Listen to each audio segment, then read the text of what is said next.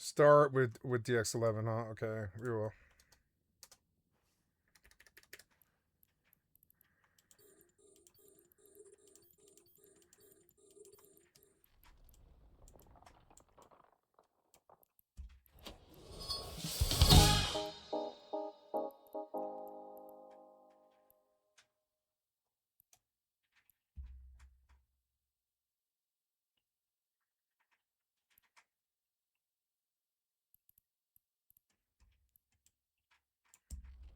The asteroid is depleted.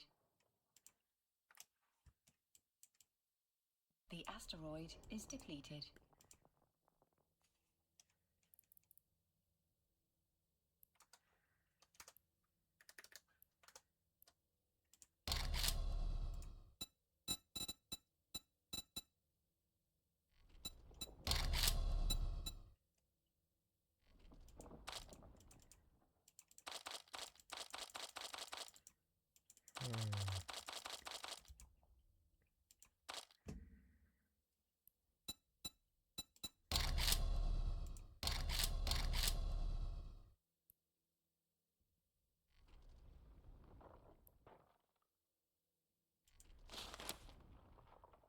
But it's not passworded, but it's...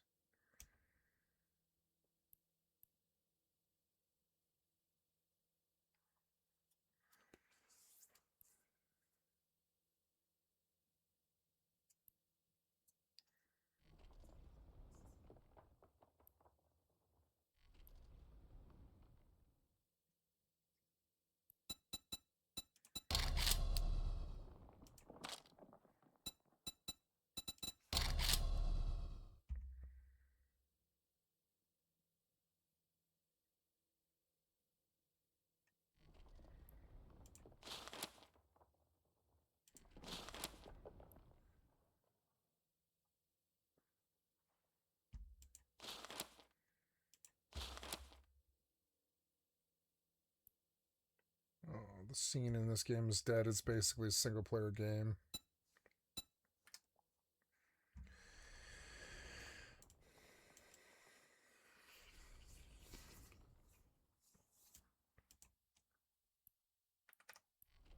The asteroid is depleted.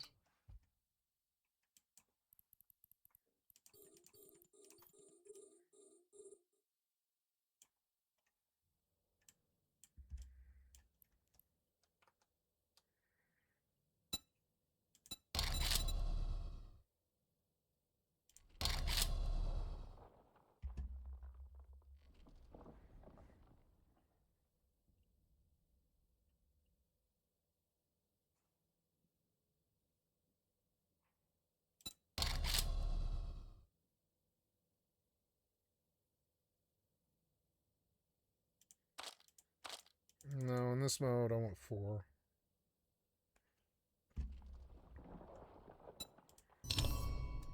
I don't like fast zombies. I think they should be slow. The odds of fighting 200 zombies or whatever, one person, is so low that, yeah, they've got to be slow. It's sort of something to do with bending reality. If they're not slow, how does one man fight 200 zombies? You can't. So I don't really like the idea of fast zombies. I don't think it works for... Otherwise, you just lost the engagement, you know? They just swarm you and you're dead.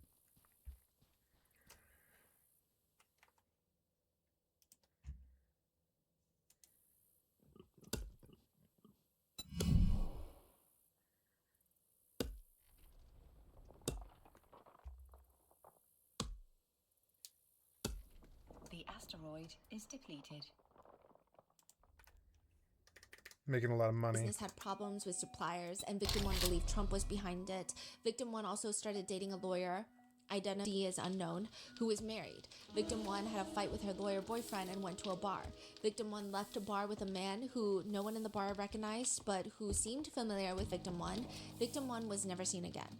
A few years later, remains were discovered that matched the description of what Victim 1 was wearing when she went missing. DNA tests at the time were inconclusive. The FBI notes, no contact made, victim identified as deceased, and complainant do not have confirmed information. But worse than that, so this is released, and it's bad because, I mean, we don't know how Ooh, the reload FBI rifles faster. unconfirmed, like, said that these Nice. are uncredible accounts, how they were able to say that these are not real. Like, we don't know. It just says unconfirmed. Da-da-da. It doesn't say anything specific. So we don't know if it's really unconfirmed, if they were able to follow through with the steps, or they're just like, they didn't leave contact information, so automatically unconfirmed. They have a history of psychiatric evaluations, automatically unconfirmed, like unverified. We don't know. So obviously this causes quite a bit of stir. And then of course there's people going online saying like, this is confirmed. This is what happened. They're eating babies. And then that's caused like a whole different situation of itself. However, this next part is the real problem. NPR publishes an article alleging that the DOJ has redacted 50-something pages. And a House Oversight Committee ranking member, Representative Robert Garcia, states, "Yesterday, I reviewed those pages. I reviewed unredacted evidence logs that the DOJ oversight Democrats can confirm that the DOJ appears to have illegally withheld FBI interviews with a survivor who accused President Trump of heinous crimes." The White House response to this NPR article was in short, just as President Trump has said, he's been totally exonerated on anything related to Epstein. President Trump has done more for Epstein victims than anyone else before him. But the file is bad. So this is from July 8th, 2019, before Epstein dies in prison, like a month before. And it's an FBI file. It's an FBI internal document where they're interviewing someone. At 1:43 p.m. Eastern Time, blank, redacted, contacted the FBI National Threat Operations Center to report an unidentified friend who may have been abused by Jeffrey Epstein in an unknown manner. Redacted states that she was recently informed by an unidentified female friend currently residing in Portland, Oregon, that she was forced to perform oral sex on President Trump approximately 35 years ago in the state of New Jersey. Redacted friend stated that she was approximately 13 to 14 years of age when this occurred. The friend allegedly bit President Trump while performing oral and described his, quote, heavy breathing. The friend was allegedly hit in the face after she laughed about biting him. The FBI You better make bring it in quick. the suspected Sun's individual, getting and she has a real sit-down low. interview. I'll with sell her. you food. Now, but again, don't just because the expect me to FBI cook it interviews for someone you. does not mean that their allegations are true. But what a lot of people feel is, to have that interview seems like you kind of already feel or suspect or think. She states that Epstein blackmailed her mom as well, that Epstein had unclothed photos of her and blackmailed her mom, and she had to, her mom, so this is what the victim is saying, like, Epstein was Cha-ching! crazy, he was Thanks, blackmailing buddy. me, he blackmailed my mom, and my mom had to embezzle money from the real estate company that she works for. Wait, this is the same Same- person, the 13, 14-year-old. Yes, I mean, she's much older now, but Right. yeah. And she had to pay him to not release these photos.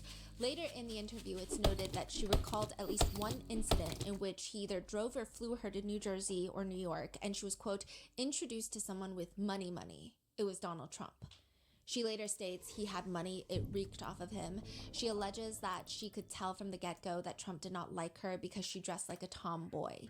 She claims that Trump later asked everyone to leave the room and told her allegedly, quote, let me teach you how little girls are supposed to be. Then she alleges that he unzipped her pants and pushed her head down, and she, quote, bit the shit out of it. In a court interview, Trump struck redacted victim and said words to the effect of, get this little bitch the hell out of here. Redacted advised Trump because she was disgusting. The FBI report reads, Redacted got the feeling the relationship between Epstein and Trump was due to a certain amount of jealousy. She thought Trump appeared jealous of Epstein, but at some point they ended up on level playing fields. Trump and Epstein sometimes use the terms fresh meat, untainted, and not jaded while referring to girls. At the time she heard it, Redacted did not understand the term not jaded. She subsequently looked up the word jaded. Redacted states she had 2 additional interactions with Trump, but she asked for the interview to move on to a different subject for the time being. What is unjaded? Jaded is like, this is, okay, in this context, a lot of PDF files will say that they like young kids because they're so amused and not jaded by the world. And, you know, as people get older, as women get older, you realize that not a lot of men out there are good men and they can abuse you, Yup. and maybe, other, you know, vice versa. But it's just used in that very sick way. I see. Yeah. Later, she states that after she bit him, the note reads, quote, she provided further details that he pulled her hair and punched her on the side of the head. She also alleges, per the FBI report, that, quote, Epstein liked having little rubber things put in his anus that he had her do with, such as a pencil, a big eraser, little rubber things, a water bottle all inserted down there into Epstein, and that instead of using lubricant, he preferred kitchen oil. Now, this interview is back from Don't they all? 2019, before the allegations and rumors that Epstein is part of Mossad, Israel's intelligence agency. Like, that was not a big thing back in the day in 2019. But she states to the FBI that she frequently heard Epstein speak in Hebrew around. No. But just No, because no. you speak Hebrew does not mean that you work for Mossad. But a lot of people have been focusing on that as, like, he worked for the Mossad. Now, the report continues. Epstein talked about blackmailing people in front of Redacted. Redacted was confident Trump knew Epstein blackmailed.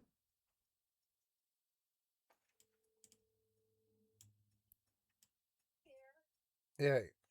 Sorry about that. My phone doesn't ring. Like, I see it. I turn. I see the light come on, but I don't see the. Yeah, it got cold. Yeah.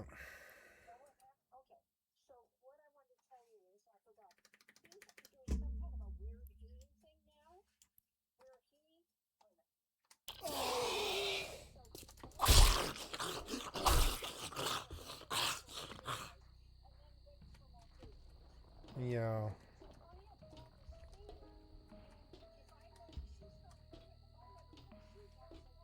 No, she's here. She's in my house. No, I took her in. You know, it's too cold for to be out there that long.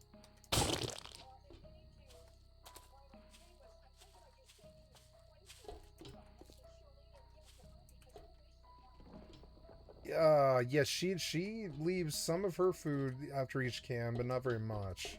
So I mean, I don't know if she'll eat much more, but yeah, I mean, we could try. Yeah, so you throw.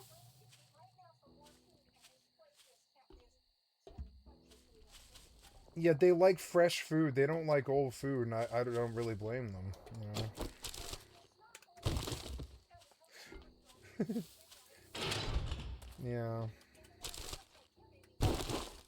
She has this too. It drives me crazy. I had to be very specific. I do. Yeah. You want me to come?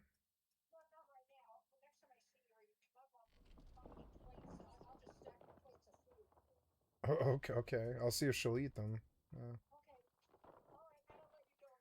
Okay. Thank you. Bye.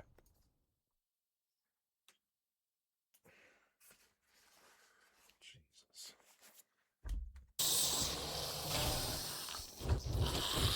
Asteroid is depleted. Oh, that's not too good.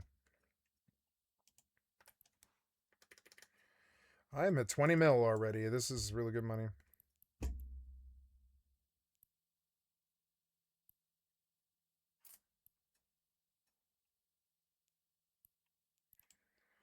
Oops. Can I please have the rugs close to me? Where is the skitter? Oh, I'm sorry. So yes, approach.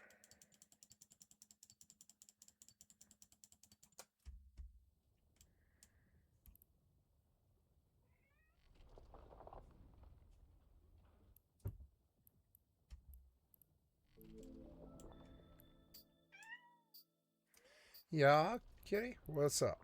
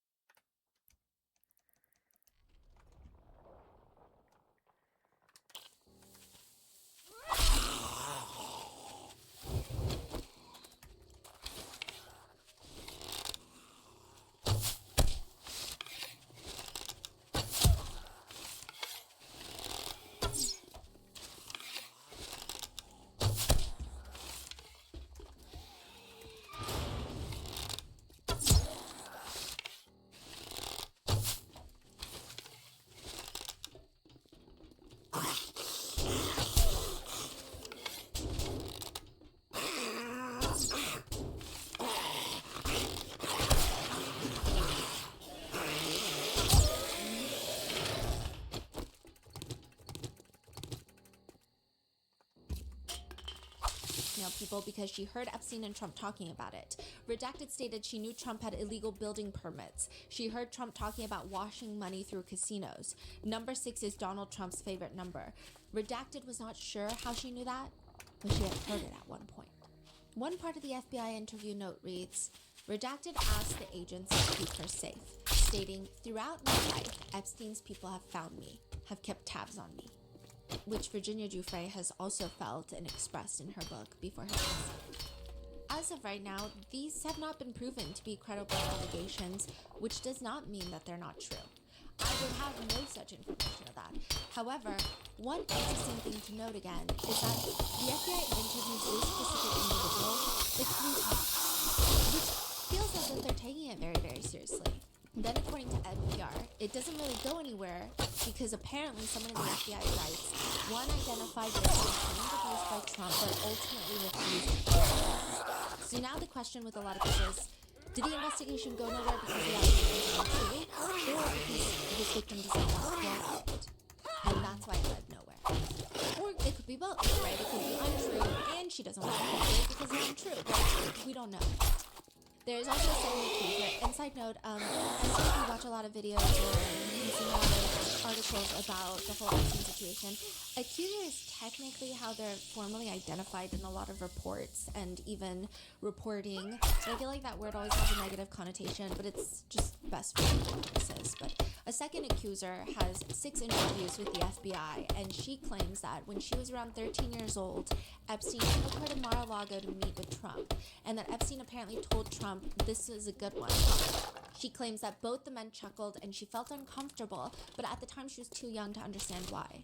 So there's a lot in the second accuser's interview that sounds very reminiscent of all the other accusers' accounts of abuse, which has led netizens to believing, in their personal opinions, that this may be true. The weird part about this is that these are not included in the dump. These 16-something pages come days, weeks later because of this NPR expose. Oh, like a separate drop. Yes. This was not in the 3 million pages drop. So everyone's like, why did you not just drop it with the 3 million pages? In fact, if you dropped it with the 3 million pages, it probably would have taken a lot of people, we would have to dig for it. Right. But then people found out that there was, because they found out through the I way smashed that ammo, the files son of a were named and numbered. bitch. So there was a big chunk missing, so they're like, what's the chunk? So NPR exposed it. Then the House committee representatives went into the unredacted file computer that they have access to, and they're like, I found the files, these are what they say. And then the DOJ was like, fine, I'll release them. How did NPR get it? Yeah. From They some were- inside source? No, so they were going through the metadata of files. So they're like, something is this is weird. Oh. I'm sure they have probably AI and stuff to comb through massive amounts of metadata. Interesting. Okay. Yeah. Yeah, so the DOJ, though, claims that the only reason that happened was the file was temporarily removed because it was flagged by a victim or their counsel for additional review, which a lot of people don't believe because they're releasing all sorts of crazy things. Caroline Levitt has stated, these are completely baseless accusations backed by zero credible evidence from a sadly disturbed woman who has an extensive criminal history. The total baselessness of these accusations is also supported by the obvious fact that Joe Biden's Department of Justice knew about them for 4 years and did nothing with them because they knew President Trump did absolutely nothing wrong. As we have said countless times, President Trump has been totally exonerated by the release of the Epstein files. But the House Oversight Democrats state, let's be clear, this White House cover-up is ongoing. Millions of pages still remain concealed from the public and our committee. So with that is what's going on right now with the Epstein files. Those are the major news headlines in depth. There's just so many more files. And there's a lot of people that we already talked about. New details are coming out. Remember the Goldman Sachs? She's the head of legal, chief legal officer or something for Goldman Sachs. She just recently resigned. Kathy. She also worked with the Obamas. Yeah, she was getting exposed for getting an Hermes bag from Epstein and there's just so much random small stuff as well. Let me know what are your thoughts, and we're gonna try to give as many updates as possible as time and capacity permits, but lots of people are doing really good reporting on the Epstein files. So what are your thoughts? Let me know in the comments, and stay safe. I will see you in the next one.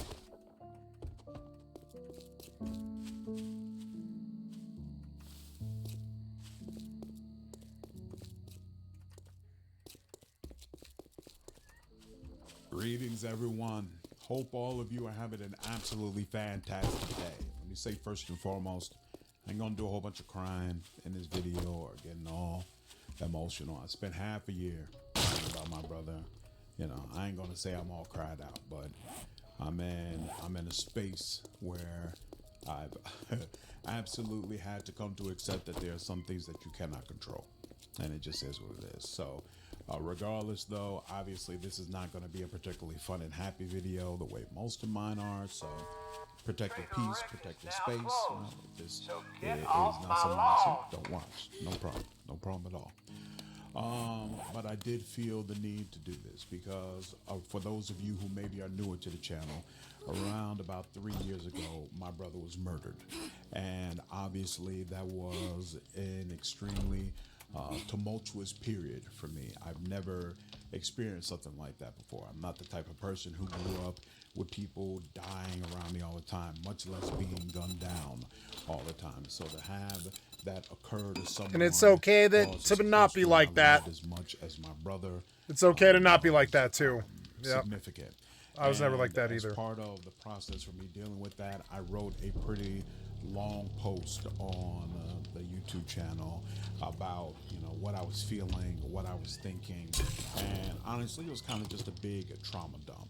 And anytime you're doing that on, you know, something that's a gaming channel, people come here to escape. People come here to not have to hear about how terrible and horrible things are, how awful things can be. And so I felt like that could have easily backfired, but it didn't. In fact, I felt like there was a huge outpouring of support and love and people, you know, telling me to keep my head up, and I really appreciated that. That whole period, it my really, little really helped kitty. really helped me in a very down period where I was trying to figure out how to weather grief that I had never experienced before. And so because the channel played such a big role in, you know, helping me in that manner, I feel the need to follow up and give you all essentially what is basically the end. So long story short, the court has decided that my brother's murderer is guilty of manslaughter instead of first or second degree murder. And what that means is the maximum sentence range that he can be charged with is 3 to 7 years. He's already done 3 years, so the expectation is even if the judge gives him the max, he's going to be able to walk with time served. And, you know, again, obviously he has spent some time in jail, but the perspective, my perspective and the overall perspective of my family is that it's essentially the court saying that my brother didn't matter. And it's not real justice at all, especially considering this is an individual who has already committed serious crimes before, not murder, but he robbed some elderly people and he's done some other stuff. And so the fact that the judge would essentially, from our perspective, let him off again is extremely frustrating,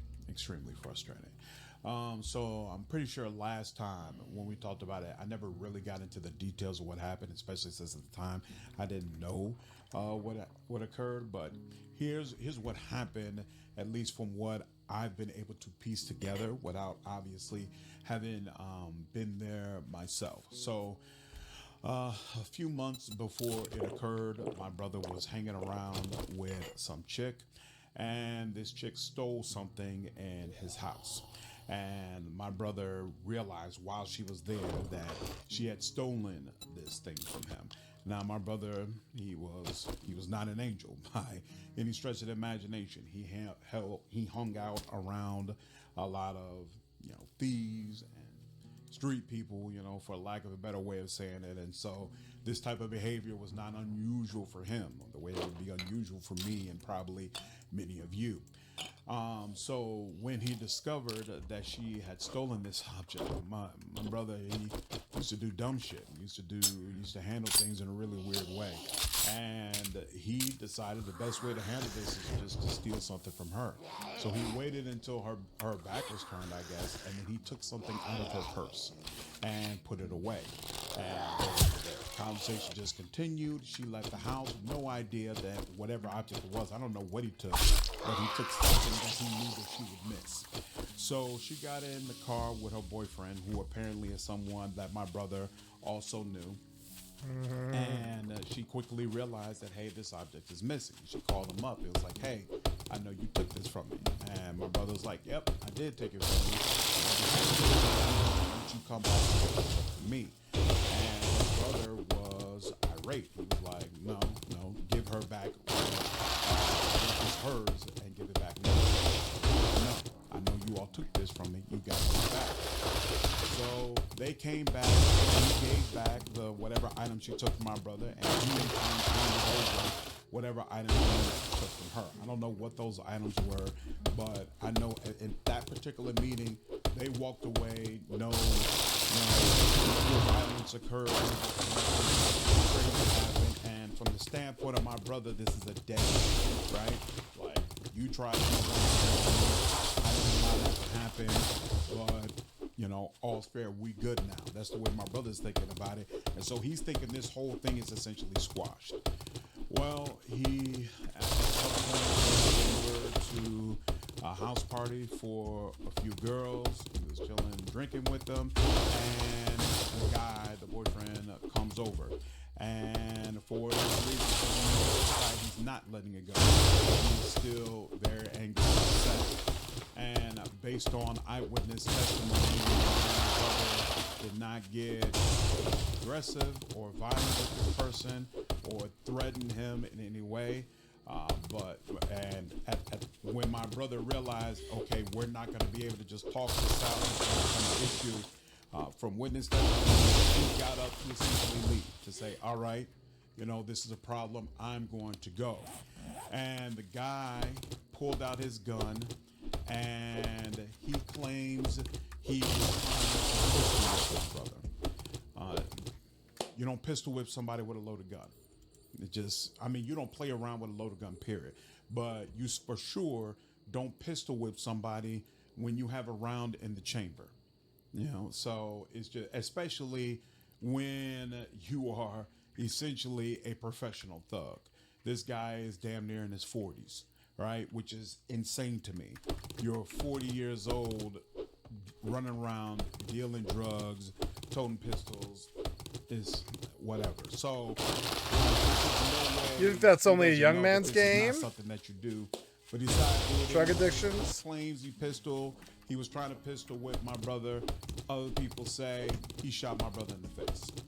Shot my brother in his face and ran.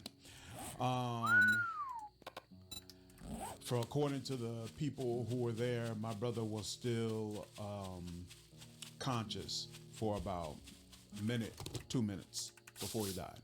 Oh, your brother essentially died. there were 2 minutes where he was laying on the ground, knowing that Yeah, he was don't about to steal die, don't steal some knowing girl's cell that it phone. was over, and there was Don't steal nobody some around girl's him cell phone. who really cared about him. That's Nobody what he's not could saying. Hold his hand. and It's tell her him, cell phone, God is right? with you. He stole her God loves phone. you. You're gonna be okay, and They stole each other's don't be phones. afraid. None of that shit. I've been in this situation so- before. It's just one of those things that's never going to be right? It's just never going to be right. His murderer fled to Indiana.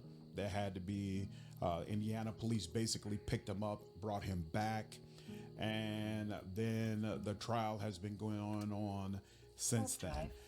My family and I felt like between the fact that this occurred because of an issue that had happened well before that day, considering the fact my brother was unarmed, considering the fact based on witness testimony he was not aggressive, he was not violent, considering the fact they had to find this guy and track him down, he didn't turn himself in, considering all of this and considering his prior history of crime, that would result in a higher sentence. We were expecting 10 years. We were basically told Yeah, the by system's never that prosecution, nice. based on what they were going for, it was 10 to 20, and that most likely they would try to get some and probably end up somewhere around 10 years. So he would have to do maybe 5 or 6, something like that, and get out based on time served. And so from my mother's standpoint, that still wouldn't have been justice, but at least she was prepared for that. At least she was Jesus Christ, like, so I'm so glad I don't come from this anymore and I don't have to deal with problems like this anymore. I know so many fucking problems and people like this sort of stupid shit. They jack their fucking cell phones to some drug deal, and then it leads to somebody getting shot. It's so fucking stupid. It almost happened to me. I pushed some guy in the barrio one time. I was just like, you stole my cell phone. And he was like, no, I didn't. I'll fucking shoot your ass right here in front of my wife. No, I didn't. I was like, yes, you did. It's obvious that you did. I was hanging out with you 10 minutes ago. My cell phone was on the fucking side of the sofa cushion. I went out to my car. I didn't realize I didn't have it. I came back and you're saying it's not there. You've stolen my cell phone. And he was like, nope, get out of here, white boy. You and me are done. And I was like, Jesus fucking Christ. And I was like, what can I do? What can I do? I can get into some stupid ass pistol argument with this fucking guy. Or I can just let it go and not go to the barrio and leave my cell phone in someone's house anymore. That was the last time I lost a cell phone, you know? But I was close enough to maybe getting a gunfight with him. I was like, no, you can't have my phone. That's the magic phone. I need it for the next 12 hours. It shut down business for 24 hours. I was like, are you going to pay me for that fucking money lost? I was like fucking fierce. I was ready to run up in his house and fucking take my phone from him, you know? Like fucking right to his fucking face. And I almost did too. That's some stupid ass shit. Just let him have the phone. Don't do stupid shit like go to the barrio in the middle of the night at 4 a.m, get spun with some people you don't know, and then leave your cell phone in their fucking house. Don't do stupid shit like that. prepare for. They caught me slipping. I was fine. You know, the next day, my dealer who sent me to that place to meet those people, I told him, I was like, they jacked my fucking cell phone. I damn near shot the guy over. We had this huge confrontation outside the front of his house with him and his wife, and he had a gun in his hand and shit. And he was like, that's what happened? I was like, yeah, he fucking jacked my fucking cell phone. He's lucky I didn't fucking smoke his ass. It was fucking insane. I need that fucking phone. You understand? I was like, I've been out now for 18 hours or something like that. I needed that fucking phone. What the fuck? If you've never been there, then you wouldn't know. That dumb shit is the game. That dumb shit is the game. It's the core of the game, is that dumb shit like that. Stealing each other's cell phones or getting some fucking pistol match over some bullshit. And this guy, he was a lot more desperate than me. I was making more money than him, etc. So I was just like, well, it makes sense, you know, whatever. I shouldn't have gone to the barrio and got high with people I didn't know and leave my cell phone on the fucking the couch cushion, because guess what happened? I had to shut that fucking phone. That was so bad. I had to go borrow like $500 to go get a new fucking phone. It was so fucking bad. It was so bad. It set me down like 4 days.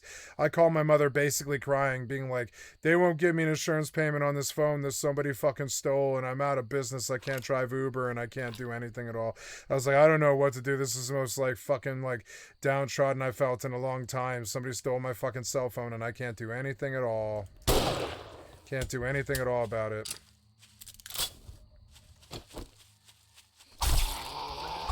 Not without starting some pistol fight. She was like, well, let it go. Don't go around people like that. And I was like, all I did was leave my fucking cell phone on some dude's couch. I didn't know he was going to fucking jack me like that. He did not really see...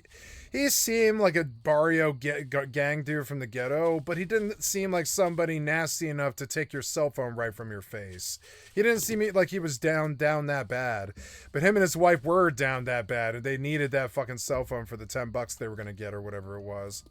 And I told him that like that. I was like, damn, you're down bad, huh? You need the $10 from the cell phone. And he was like, shut the fuck up or I'll fucking shoot you. And I was like, Jesus fucking Christ, dude. Just give me my fucking phone. What can you do with it? It's fucking locked. You're gonna melt that motherfucker's cell for $10. That's dumb. I'll give you $20 to give me my cell phone back right now. Just give me my fucking cell phone back. I need it, you know? And he was like, no, get the fuck out of here, white boy. He had a pistol in his hand, so what the fuck am I... He wasn't aiming it at me, but he had a pistol in his fucking hand. What the fuck am I gonna do? I had a pistol in my fucking, like, in my back pocket, but I didn't, you know... it was for protection. It wasn't for fighting somebody. It never is. You know, that's not an option to me. It's only.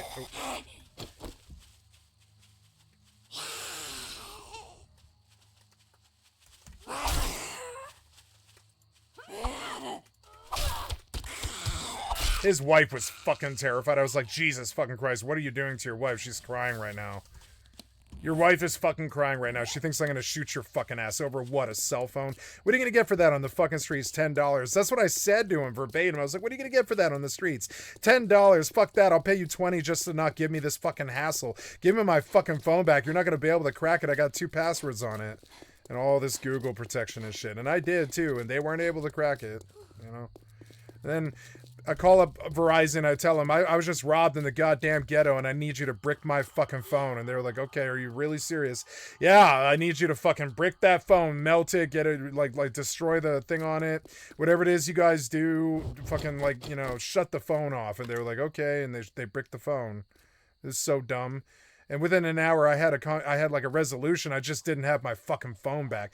That's what happens when you go around people like that. I learned from that. I never ever went around people like that. Put myself in a situation where I didn't have an out, or I didn't make a mistake, or I wasn't tired and made a mistake or something.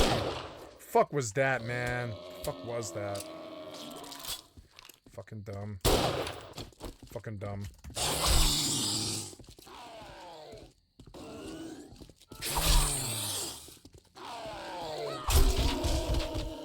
Stab your ass in the face.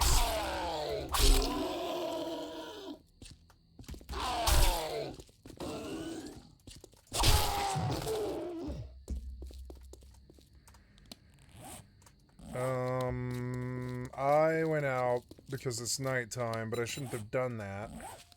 At least I didn't catch a bite. I go back now. All right, this is probably the best that we can get. To instead have a situation where he was convicted of manslaughter, and essentially they say, hey, it's all just one big accident, you know, and that within the next, they said it could take up to 6 months, but really it's expected sometime in April. We are going to have the final court date where sentencing will occur. And again, even if the judge gives the max, he's just going to get out. He's just going to walk after he's been sentenced.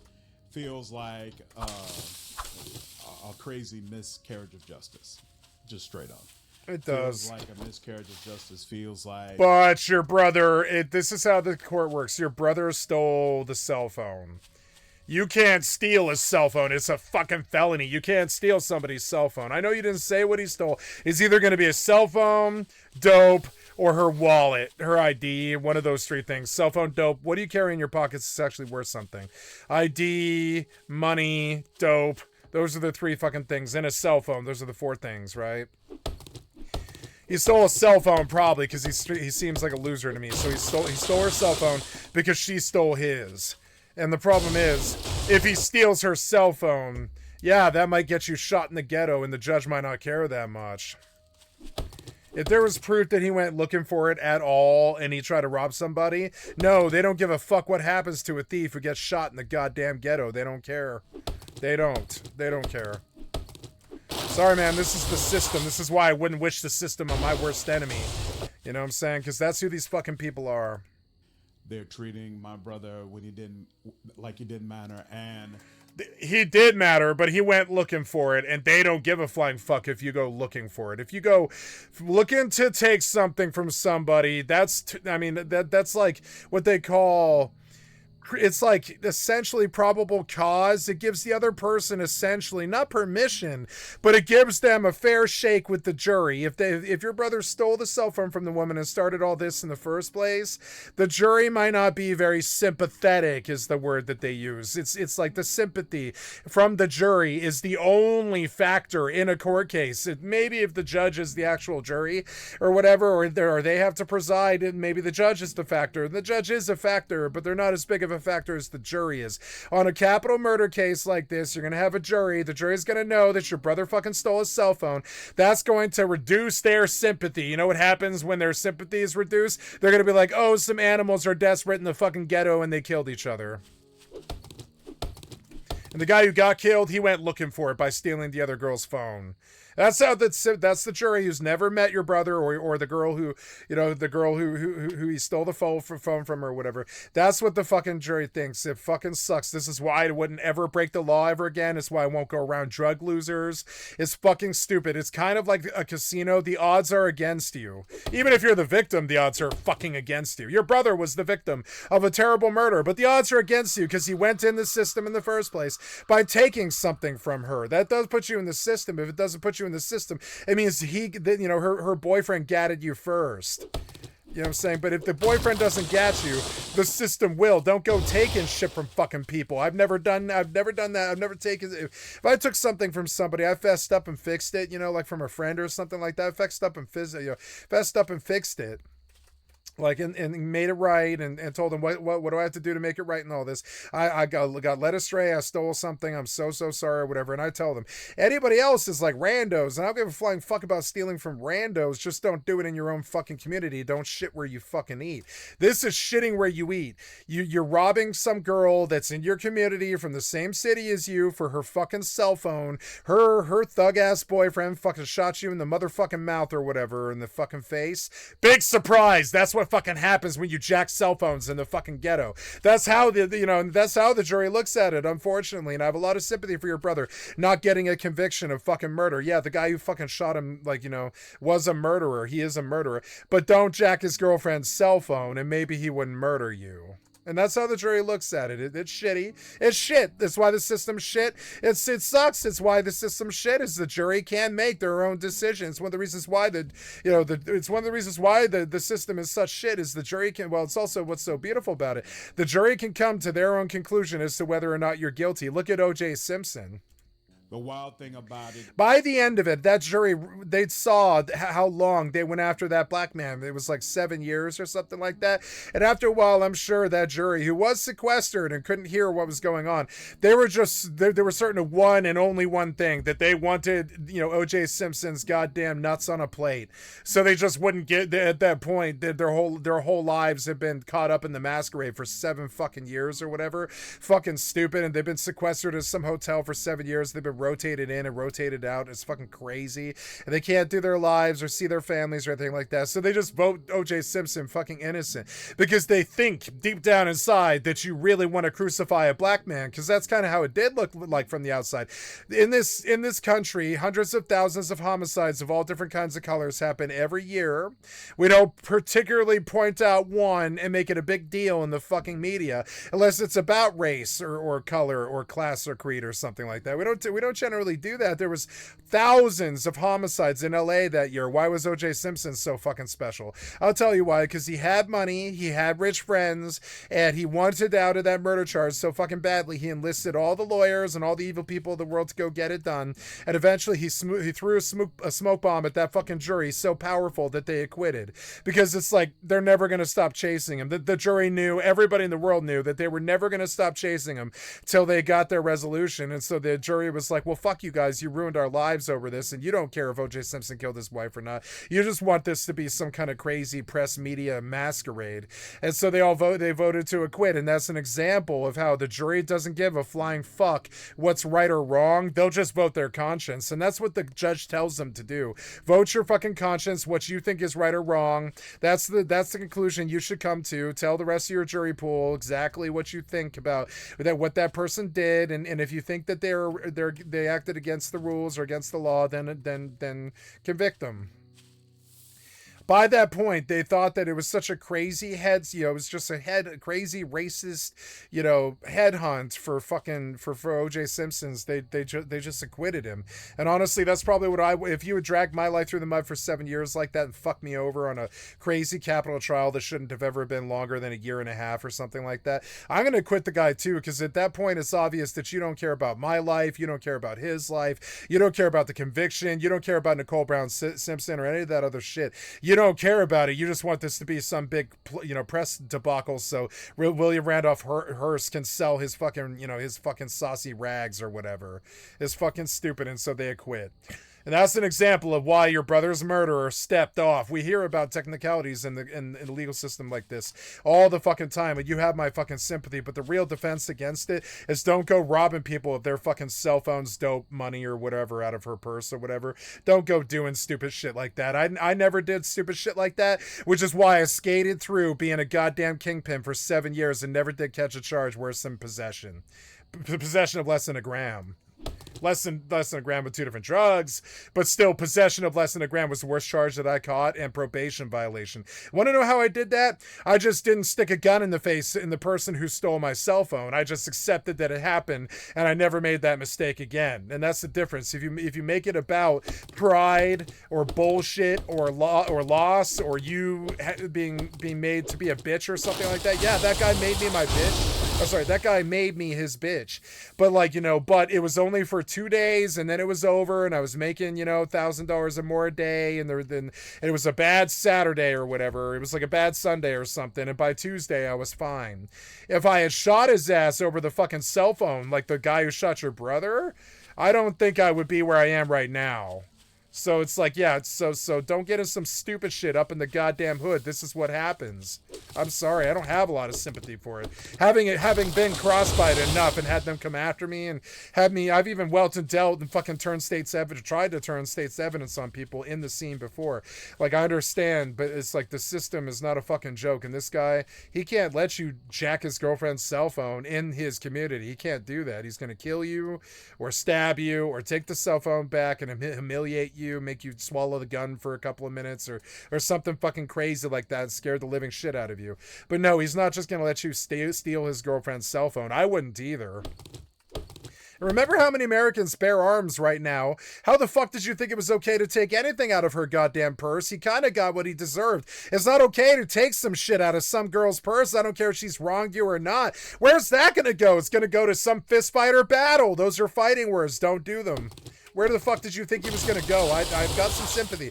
I'm sorry your brother was murdered in cold blood and fucking, over a robbery and they didn't do shit about it. But he shouldn't have gone and fucking terrorized some girl, steal some shit out of her fucking purse or whatever and get her boyfriend to fucking cap his ass. That's fucking stupid. You know that shit is the game. He went looking for it. He got what he deserved. I'm sorry. It is... we have been at every court session. Let's hope the rest of your content is better, because this came out as honestly... It just came out as like, honestly, it was sort of weak. It was like weak. It's like you're trying to cash in on your YouTube channel to get something good out of your brother's death other than his life. Honestly, I think you should focus on his life and keep this off YouTube. No, I want to unsub to the guy. His vibe is not my vibe. He's got girl repellents in the fucking background. He's got a Captain America loser shield from Marvel back there. He has bad taste in fucking games. He's got Incredible Hulk back there and bad 360 games and stuff. And it's just like, no, I don't think we're going to do this, no. Single time the Sorry. And your story about your brother, you have my sympathy. I'm sorry the system is fucking shit. Don't ever put yourself in a situation where you could ever be in the system or get shot by some loser in the hood. And you wouldn't get shot by some loser in the hood. I'm sorry, but... As a kid, I always thought we lived in a... You want to know why that dude's 5 years old and getting shot by some loser up in the hood? Because he's some loser up in the hood. If he didn't act like that, it wouldn't happen. And this has nothing to do with fucking race. I have many white friends who this stupid shit happened to. This had nothing to do with race. This has to do with being stupid in the fucking ghetto.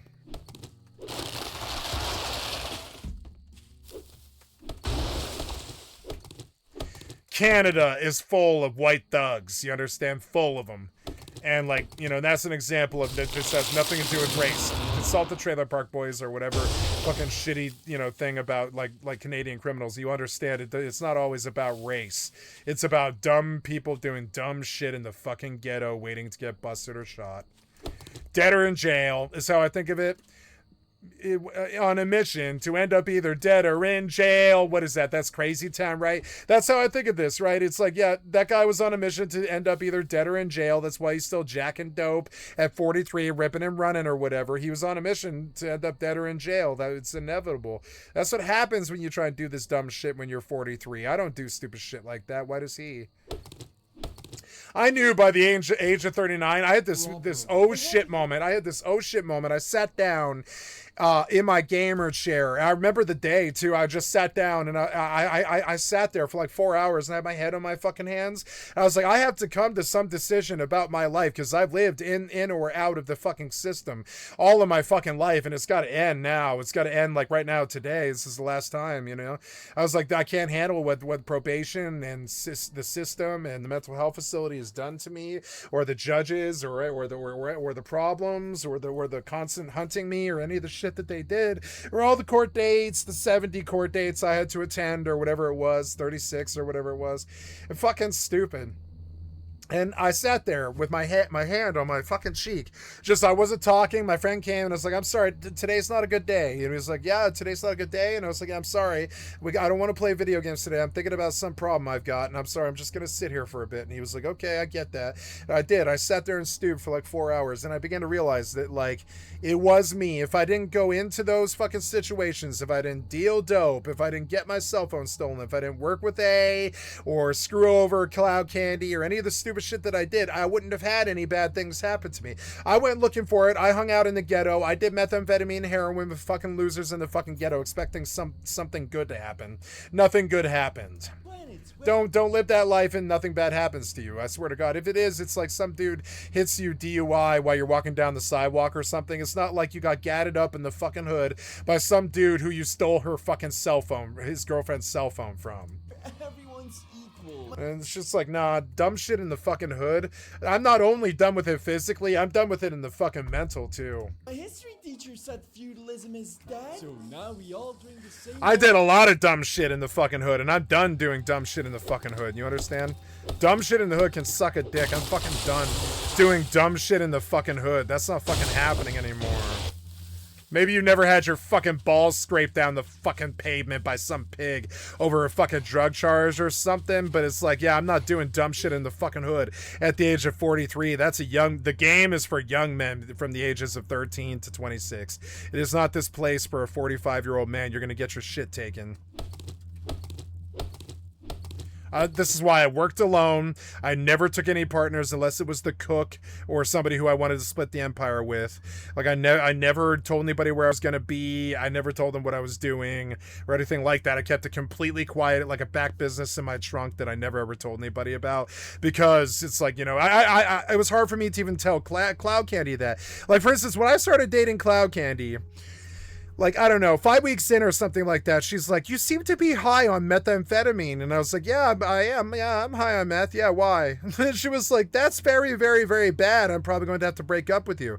And I was like, no, you don't have to break up with me. It's not a bad habit. I don't rob people or cheat or steal, and I never run out of dope, and I'm totally fine. And I don't use it like every single day or anything like that. It's like cigarettes to me.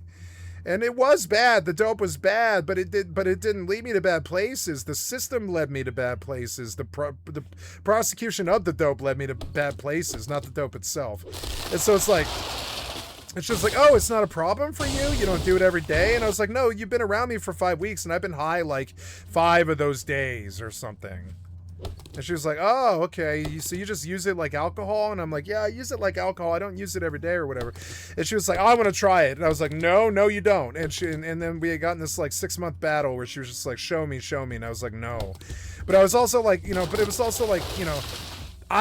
I knew that if anybody knew that besides her, I eventually just told her, it was like, yeah, I kind of am a dope dealer, and I sometimes make up to like $300 to $900 a day or something like that, just like slinging 8 balls now and then when the batch is in and my dealer has some and people are looking.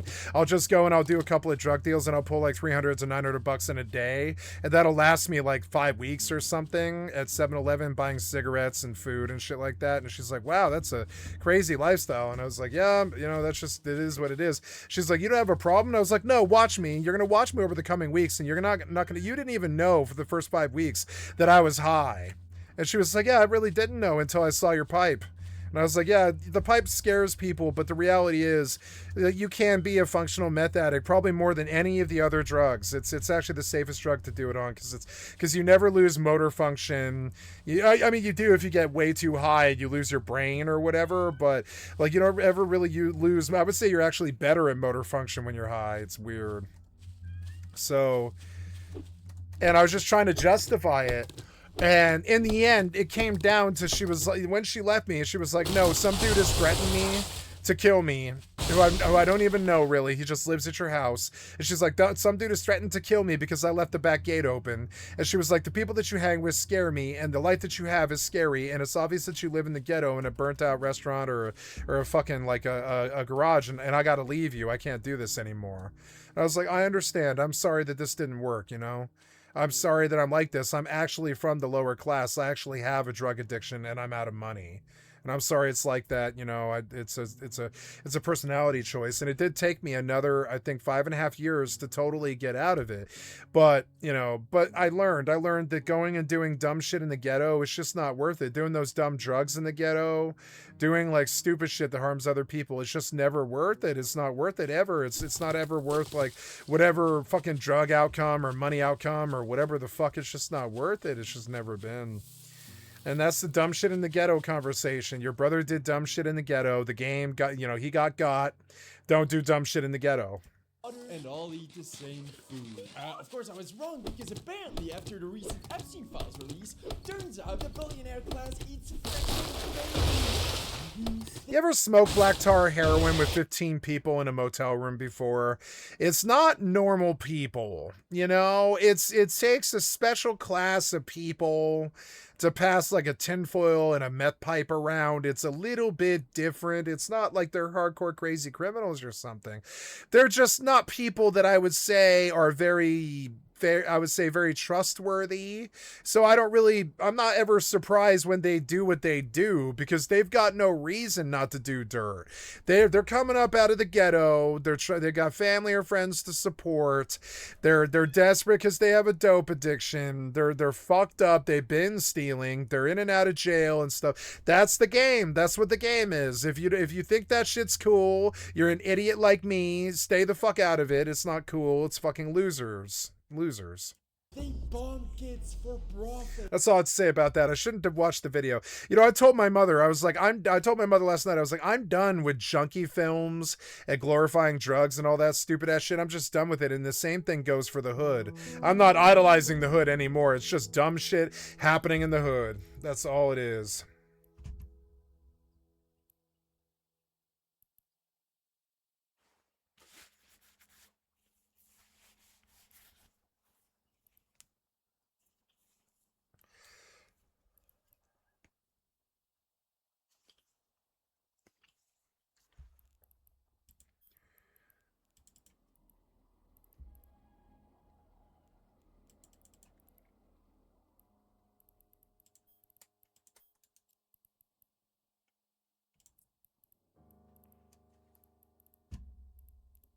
Ooh, I made 26 off him. Not bad, not bad. We gonna dump it. Oh, are you running time? Yeah, you are running time. But I chopped trees all night, and I have food and water, so it's all right. All right, we are going to find the buried supplies now that the dawn hit. Don't do dumb shit in the hood, and you won't get fucking busted or fucking shot or whatever. That's the real thing about the game they never teach you is, yeah, if you go up in the hood and do dumb shit in the fucking hood, the game will fuck you and spin you inside of a day. That's what the game is. If you've never been there, then you don't know. If you trusted somebody, you deserve to get fucked and spun inside of a day, you know? Someone's going to tell you some lie, bring you some place. They're going to rob your car while you're in the hotel room. And then when you get down to the fucking car, they lock you out of the hotel room or whatever. It's shit like that. It happens in the hood. Don't do stupid shit, and stupid shit won't happen, you know?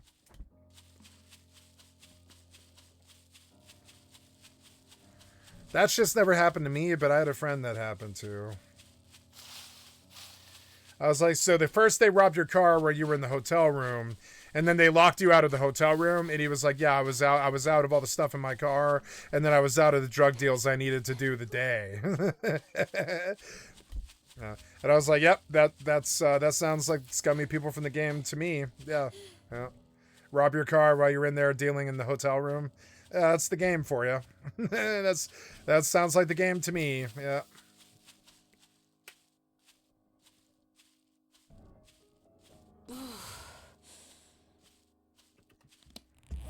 This is why real dopers keep their shit in their sock.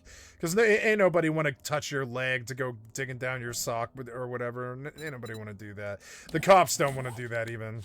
So it's like, you know, so it's not safe, but it's a lot safer than most places. And so most of the dopers I know keep their dope in the fucking socks so dumb shit doesn't happen to them in the hood, you know?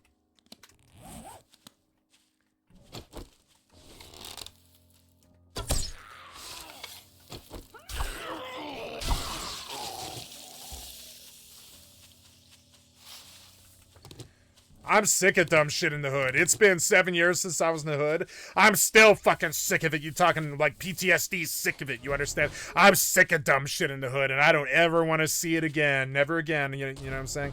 Never again. Maybe you've been there, maybe you haven't, but I have, and it fucking sucks. It's like I'm never going back to the motherfucking game ever again. I need like a hole in my head.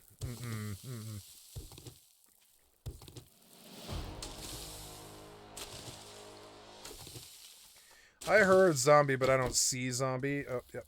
Okay. Let's see if we can peg a nice sneak shot here. Let's shoot dead center at his head and see if we hit his chest. Yes, we hit him. That was a 4x sneak shot. Nice. Oh, did we kill him? I think I did. Sorry. I like the combat in this game. Even though it's janky, it's just the level of jank that I like. You know? Like Begon was saying. This combat is janky, but it's definitely good combat. Like Morrowind. Morrowind isn't... Well, yeah, Morrowind was good combat. It just was, like, really janky. You know? But it was, like, I would say Oblivion, Skyrim, and Morrowind combat is good. It's just janky. If you have 5 targets on you, you're gonna die. If you have 2 targets on you, you're gonna die. They don't spread them out, so that's what's so shitty about these things. Oh yeah, I'm digging a thing. Where is it, though? Oh, I failed it because I left. Oh, you son of a fucking bitch. Son of a fucking bitch. Come on, man.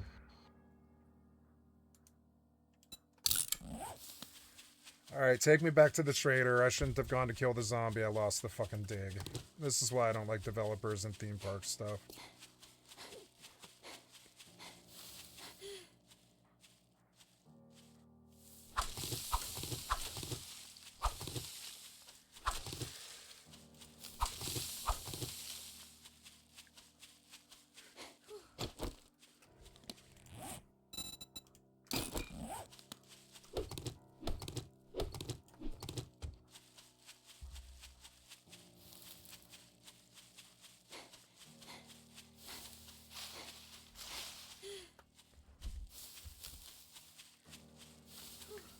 I think I liked how Vulcan looked better. I kind of want to compare them. Let's compare them and see if they're the same thing.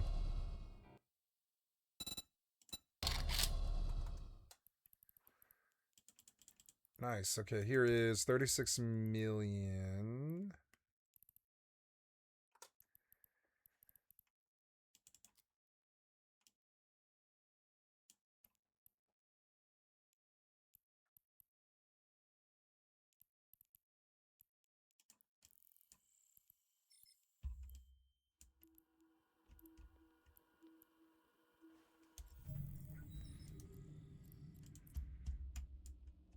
Warp drive active.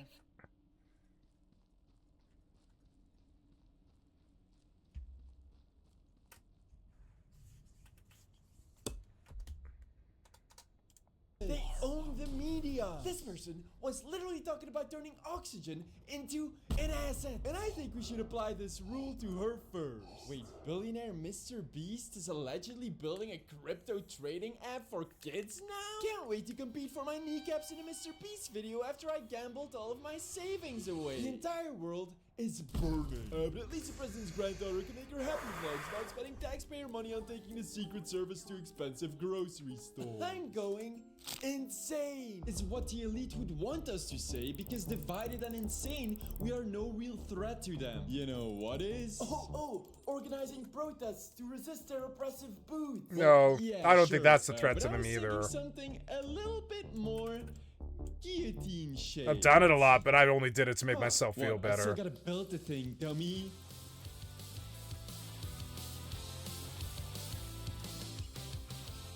So I've been doing some digging on the French Revolution lately, which basically was this late 1700s movement of peasants in France who said, you know what? Screw these rich assholes treating us like dirt, and fucking slaughtered them. And I don't know.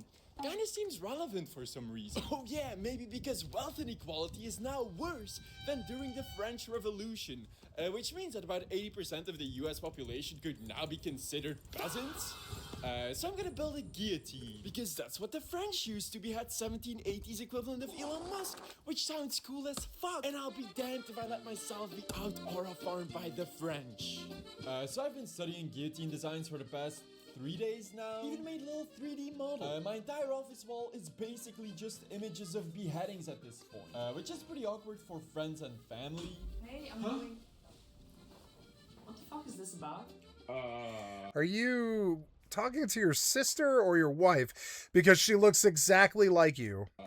Valentine's present? But there are a few problems. See, I'm a weak little bitch and can barely even carry one wooden plank. Have you seen these noodles?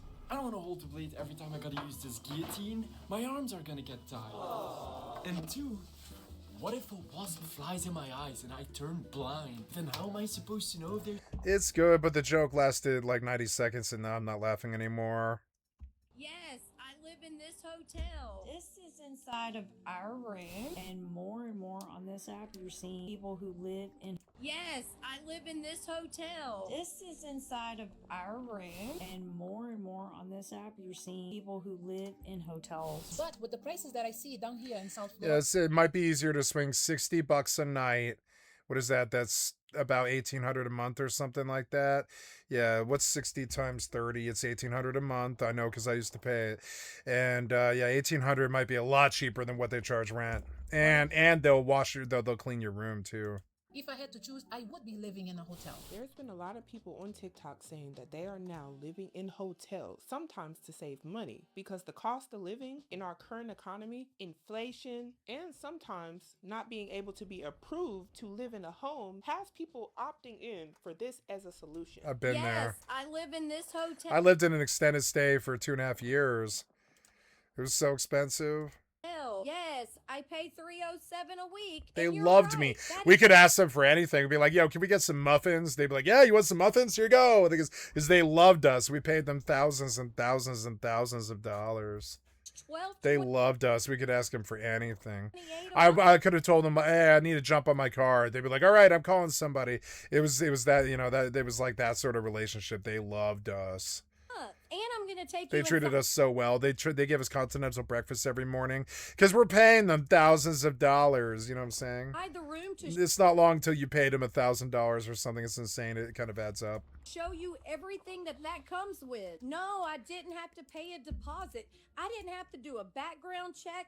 I didn't have to do a credit check. I didn't have to prove 3 times the amount of my income. I didn't even have to worry about getting my own utilities turned on, including Wi-Fi and trash service. And because I've been doing this for over 2.5 years, I got enough reward points for this little blanket here that they gave me. Yes, I can cook. There's 2 eyes on the stove. It don't have an oven, but I have a toaster oven. Looking to Wait, upgrade that. I one, didn't and I dump brought the toaster. ore. Also, Oh the my God, microwave. whatever. And Of course, I had to bring our coffee pot. We've only been back in this one for 2 days, so don't pay attention to the mess. But we come in, I give them all of their stuff, and I replace it with ours. I'll be doing a more updated video to show y'all once we get the rest of our stuff in. And yes, I can receive my mail and packages here too. And no, this isn't for everyone. It works for us. It works for me. Oh, also, we have a refrigerator. Some of y'all asked that as well. Life isn't always perfect. Some of us have a little bit harder times in life. We take different roads that wasn't always great, some that had roundabouts, but at the end of the day, it's not about what you get, it's about appreciating what you got. And I am happy with my life. For around $1,200, she has shelter, she has a fridge, she has a little hot pot to cook on, water, heat, AC, and internet. So I need to know, objectively speaking, does this sound too bad? And I know a lot of people are about to be like, hey, I'd rather have my house, blah, blah, blah. However, if we're talking strictly about affordability, I don't think this is that bad.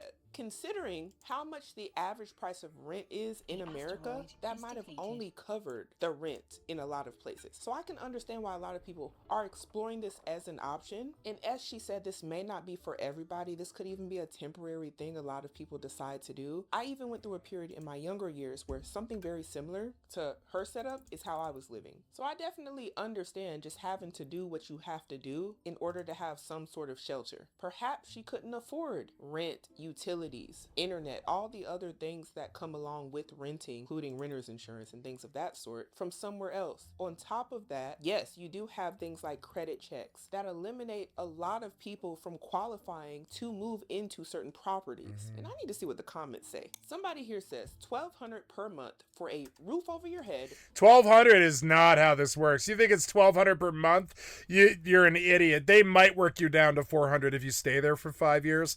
It's $600 starter, bitch. It's I'm sorry. It's $600. Let me think about that. Yeah, it's $600 a week. It's $60 a night.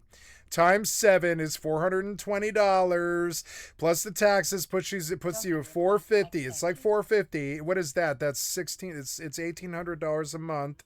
Do the math on that. What's 1,800 divided by 4? It's it's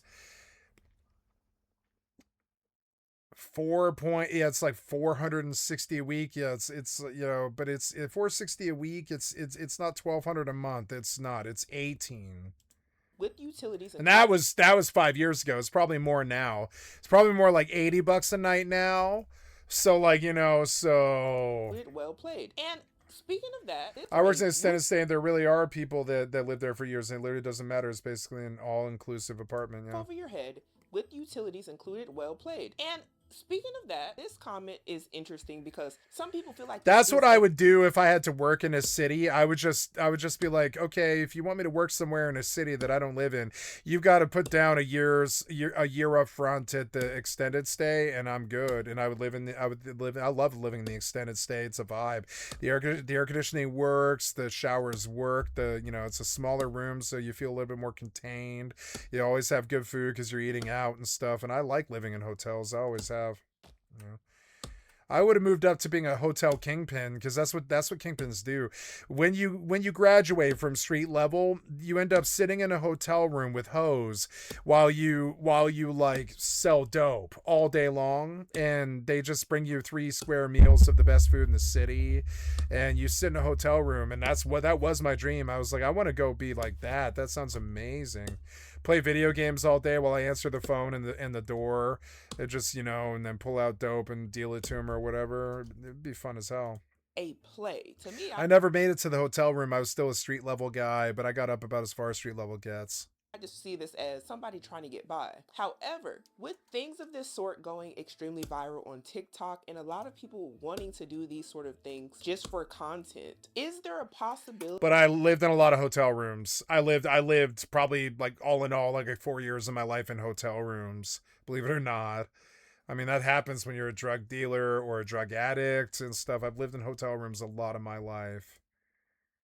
One time, I know I'm not going to say what I did. I'm not even going to say what I did.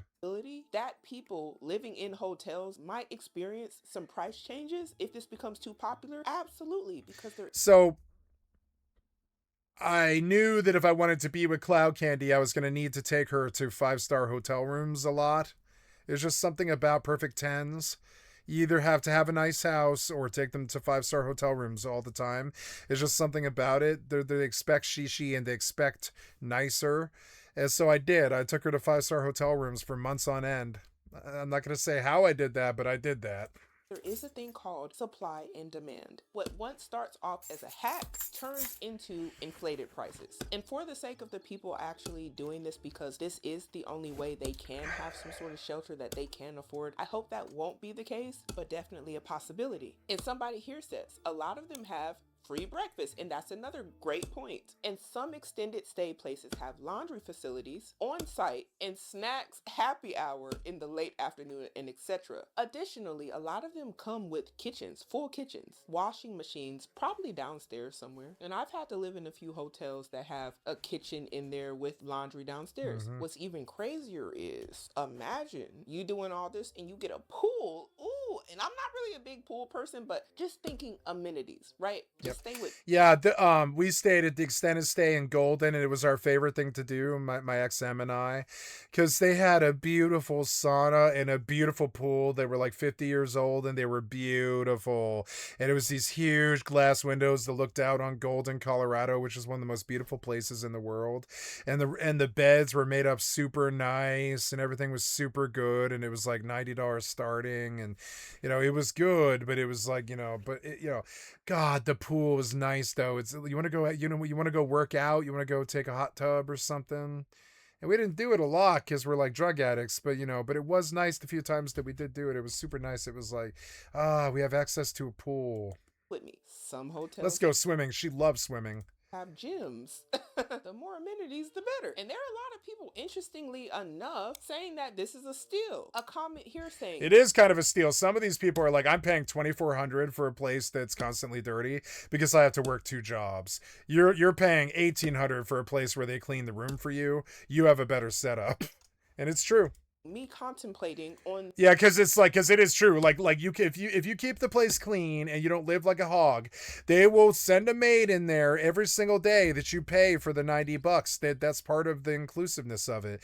And so you can have a professionally cleaned once a day place if you just keep like some luggage and a bit of food in there and clothes and stuff, and that's it. You just live kind of small and like have a laptop or PS4 or something like that, right? Like, yeah, they come, they clean your house once a day, and you can have continental breakfast at a ton of them. So one of the meals of the day is taken care of if you get down there in time in the morning and stuff. And you'd be surprised how much better that is sometimes. It's like kind of like being in school again. You're on a more set schedule, and and the food's good because the breakfast is always good, and we lived like that for a while. Hotel living. Now, I know a lot of y'all wanted to get in the van life and y'all was in there uncomfortable and hot in them cars. This comment here says, wouldn't it be something if all renters did this and waited for greedy landlords to bring... Yeah, the real problem with like living in a car, in a van, is you have to go parking in the shade somewhere, and that might not be that fucking easy. You got to find a parking lot somewhere. What I would do is go do event parking at some some arena or something like that. I would just do event parking and park in there in a stealth van, and if they ask you to leave, just leave. Like, sorry, no, it's just so hot outside. I paused in here to rest because it's like so hot out there that I'm gonna die of heat exposure. If they ask you why, just be honest. Be like, no, I'm sorry, I'm just trying to get in out of the sun, sir. I live in my van or whatever. And they're gonna be like, leave, but until they tell you to leave, you can probably do okay. You're gonna be on some camera, and they're gonna come tell you within a day to leave, but then you just move somewhere else. As long as you don't have drugs or anything that they can bust you in possession for, you're safe to kind of bounce around as a stealth camper. Just don't do it with illegal drugs. Bring down those prices. Don't ever put alcohol in the car if you're a stealth camper. That's going to lead you to a bad place. Now, the thing about that is when the prices go But you can keep it on the outside rig. You can keep a bottle of liquor. Just don't put it in the car. Drink on a couch, on a folding chair out there on BLM land or something like that, and just chill for a while, like for a couple of days. That's where you should drink. Don't ever drink in the inner city. Yeah, because I stealth camped in cars a lot too, and I did fine. I never caught a Dewey or whatever. For the homeowners, unfortunately, it also goes up for the tenants. For example, property taxes go up, home insurance. Yeah, like if you live at an apartment for like 5 years, you might have to pay like $2,000 in repairs afterwards. The motel doesn't make you do that. The motel's like, have a nice day, sir. Oh, you're not paying for the room today? Okay, we'll reset it and set it back and sell it to somebody else, and they don't care. So, but like if you're in an apartment place, the landlord might be after you to fix the hole in the wall. But if you stay in a motel for 5 years, they're not going to care if you put a hole in the wall. They're going to be like, nah, this guy paid us so much money. Who cares? Insurance going up, them having shortages in escrows. If it goes up for the property, They owner, might be like, we'll take this to small claims if you don't give us like $300 for the hole in the wall. But I mean, like, they're not going to charge you like your last month's deposit, you know, so your first and last deposit if you left a hole in the wall, which might be $2,000 or $3,000. Like the motel isn't going to ding you for $3,000. They don't have the legal ability to do so. Really, that's too much money. and they're not even living in the house anymore. Why do you think it would go down for the tenant? It wouldn't. And this is why it's important to understand. Yeah, like the money only goes up for the tenant. It doesn't go down. The rent goes up. It never ever goes down. So, but the motels have stayed between $60 and $90 a night for, you know, if you can find a cheap hotel for $60. I don't think that's possible anymore. I think the cheapest motel I've ever heard of is the American Inn up there at like Kipling and I-70, I want to say. And yeah, that's the American Motel in Denver, Colorado. And they still sell like $50 to $60 rooms, but they're crappy, shitty, smoked out rooms, you know, that are like, you know, like old and not taken care of.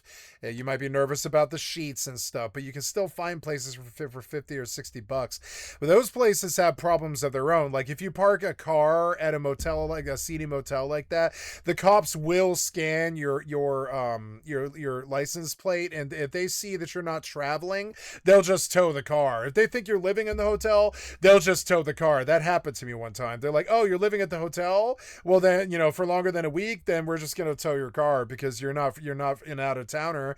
You're not here doing tourism. What is it you're doing here?" So the cops aren't sympathetic to people who live at hotels. It's kind of annoying. And what is going on in the housing. But they don't roll you, but they will tow your car if you stay at a seedy motel, which is why I suggest like an extended stay where they have a parking lot set up for people who might be there for some months and stuff. Like the Motel 6 might not be like that. Market, what's going on in the world and the economy, if you're in and out every day for anything but work, they'll understand if you show up 3 or 4 times, and 2 of the times are to leave in the morning and then come back at night, and then you leave again to get dinner and you come back after dinner.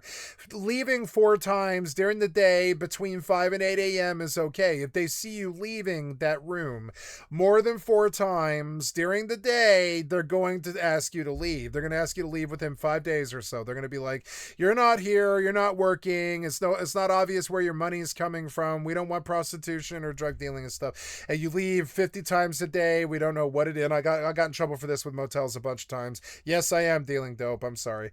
So it's just, you know, so it's, and that's something that happens too. So there's like there's like unspoken rules with the motel lifestyle. But if you're just a normal, hardworking person, you actually might do better with extended stays than you might with a landlord, because the landlord might be crooked. They might want your first and last month deposit, whether they owe you that or not.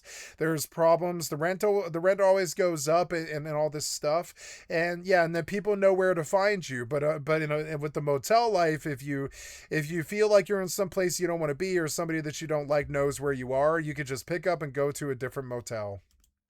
I mean, yeah, even in rural areas, you can still do that. Like I used to bounce around Bellingham motels quite a lot as a drug dealer. Absolutely. Like after I lost my job as a taxi driver, I bounced around in Bellingham for, I think 5 weeks or something like that. I hung out with an African-American hooker lady friend of mine. So like I was sleeping with her, but I wasn't paying her money because I was her drug dealer and stuff. And I just hung out with a friend of mine down on Samish for like 10 days. We just did black tar heroin and smoked meth and fucked like rabbits and just hung in each other's lives. And I paid half the motel room and stuff. But before that, I was living at the Motel 6 out here where I live. And I won't say the name of the town because it's doxing me and shit.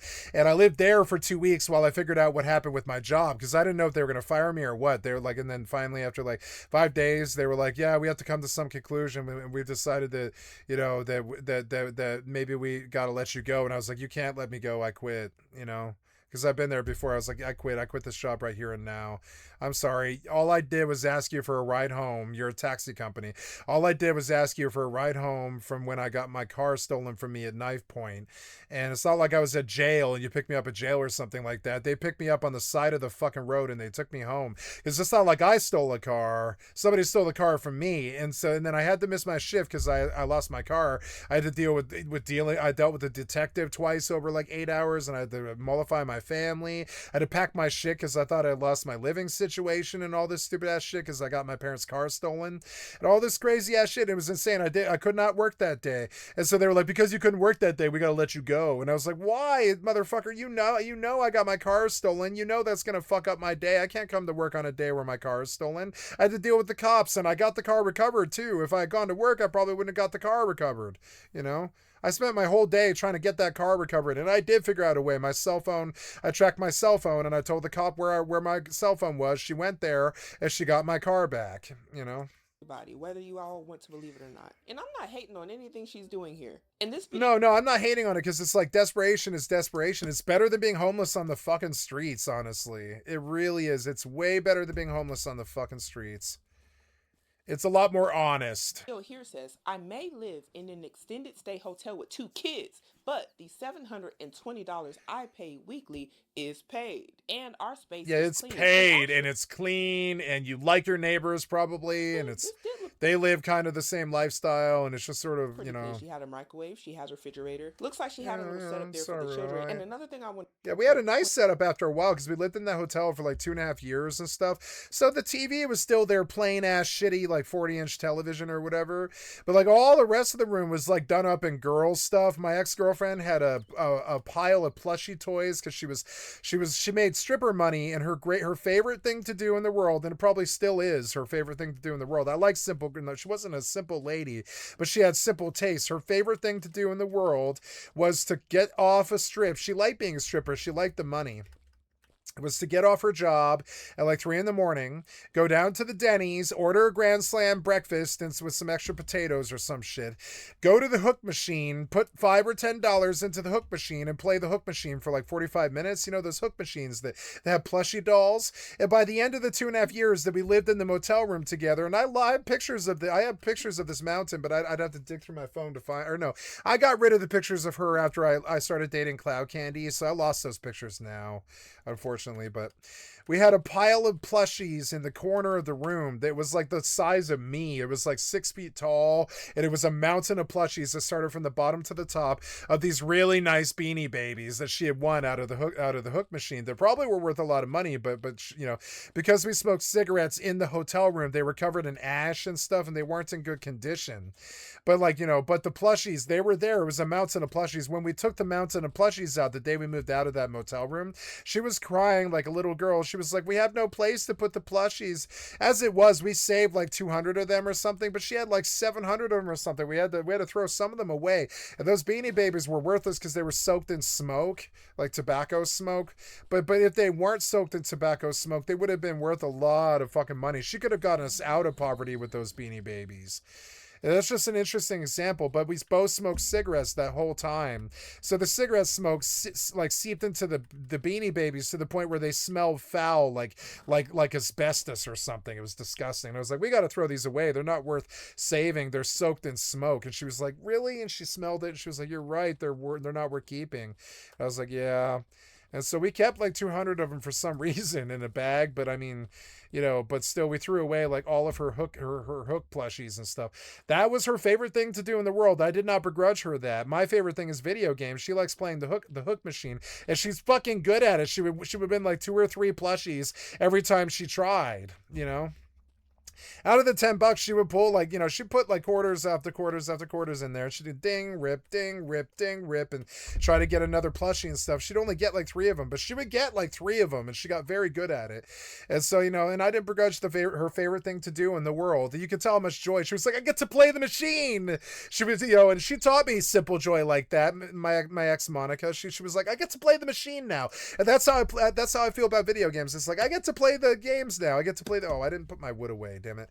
I get to play my games now, you know, and I have simple joy in it the way she did about those plushies and stuff. I think I get more joy out of this than most people do out of their $1 million lifestyles or whatever. It's kind of crazy. It's like, I don't know. So, But yeah, I lived in an extended stay once, and it was fun. I really miss it, actually. I feel like about secure and in an extended stay that you pay for, as I do this house that I live in, you know? Point out is that a lot of these people are getting house cleaning. And our space is clean. Yeah, they're getting house cleaning like every She did day. have somebody in there sweeping. Every day. Yep. We did too. We had a maid. Now, after a while, we didn't want her in there anymore. But I mean, like, you know, because there was like tinfoils everywhere. But, you know, like used tinfoils and stuff. I'll never forget, like my ex, she would leave. I'll pull paint and I'll show you a picture of what she would do. Oh, my keyboard needs to charge. Can't see what I'm typing. There we go. So, MS Paint, right? She would tear a piece of tinfoil and she would throw a piece of black tar heroin down right here. She would call it a piece, right? She would call it a piece. And then she would take a straw that she would cut from sodas that she would buy from fast food places, and she would chase the dragon, and so would I would do this too. She would chase dragon down the foil with a fucking lighter, and you'll know I'm not lying when you understand. And like, you know, and she would do a zigzag shape down here to the bottom corner of the foil, and then she would tilt, and I would do this too, and you tilt the foil, and then you smoke a line down this direction, and then you do a Fibonacci sequence all the way down the foil till you reach the center. And at the center, you leave the piece, and that's what's left after you've smoked the foil. And she would leave she would go and she would smoke the remnants of the piece in the center of the foil when she was sick. And in this way, she wasn't that sick when she would get into, you know, she would get into withdrawals and stuff like this. And so, and so all over the room, there was 3,000 or 4,000 empty, nasty pieces of pieces of foil. On the back is black char from lighters, and she would go through like 3 lighters a day or something like that, and so would I. And like fucking and on the back is charred black, and the charred black gets over all of the sheets, all over the walls, all over the fucking the nightstand, the mirror, the sink, the floor and the tub. It gets on your feet and stuff from the carpet and stuff, the black char from the lighters and stuff. And then, you know, and then eventually you can't let the maids come in anymore, or they kick you out for smoking black tar heroin in the extended stay. And so after, you know, 6 months or whatever, you say, no, we have a lot of personal stuff in here and some secrets and stuff. We don't want you in here anymore. And they're like, all right, if you're paying us every day, we don't care. And they stop cleaning the place. But I mean, like, yeah, but you do have a maid. If you're a normie, you have a maid every day. If you have a normal, nice hotel room that you don't care about some stranger coming in there to do the laundry or the bed sheets or whatever, you do have a nice, you know, thing. I'm gonna save this NFT of smoking black tar on a tinfoil is for sale. You can buy it for $1 million. It's called Peace. I'll finish it here with the piece de resistance. This is called Peace. It's a Skycat original. It's what it looks like when it kind of looks like my picture, doesn't it? Look at my picture on the wall. It's one of the reasons why I chose the cat. My mother couldn't see it, but I was like, oh my God, it's a cat smoking black tar heroin. See it? My microphone's in the way. I'm sorry. See the cat smoking black tar heroin? It's the same thing as the Fibonacci on the tinfoil on my screen.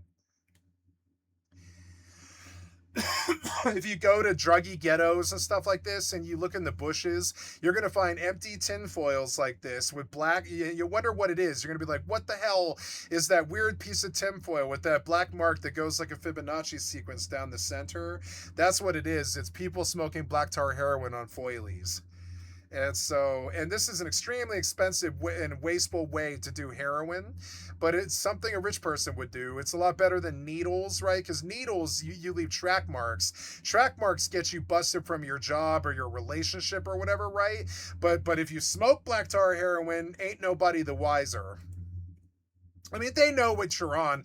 After 3 weeks, they're going to know what you're on. You got pale skin, and you're broken out, and you're skinny, and you don't eat, and you're sweaty, and you're tired, and you're nodding off all the time. They know you're on heroin, but they can't prove it because your arms don't have any track marks on them, right? And so that's how I became a black tar heroin addict. For about 2.5 years there, without ever shooting a needle. It's the piece. This NFT is for sale. I'm sorry, this image is for sale in NFT form. I don't believe in NFTs, but I do believe in funding my private war against the government with art that I made myself. So if you ever are interested, reach out to skycatlive@gmail.com. If you ever want to buy my original piece of artwork called Peace, it's not worth anything right now because I have 2 to 5 viewership. But if that ever changes, Peace might be worth a lot. So get it for $1 million right now, or I'm going to ask for 10 million later. Peace. Yep. There it is. Peace. Yep. Oh, can't save this. No, I want this in D under my backups. Yeah. Save the backups. Yep. Peace. Right. This is the piece of humanity gone. That's the piece of my humanity gone. In the bathroom. However, room service or house cleaning likely is coming. Or looky-loos too. By picking up trash, making the bed. I was in room service, and I'm looking for stuff that you left behind or stuff that you don't realize that you don't care about. So I'm taking it. I'm looking for quarters and dimes and stuff like that in the crevices of the sofa and shit like this, because I'm taking anything that you haven't bolted down.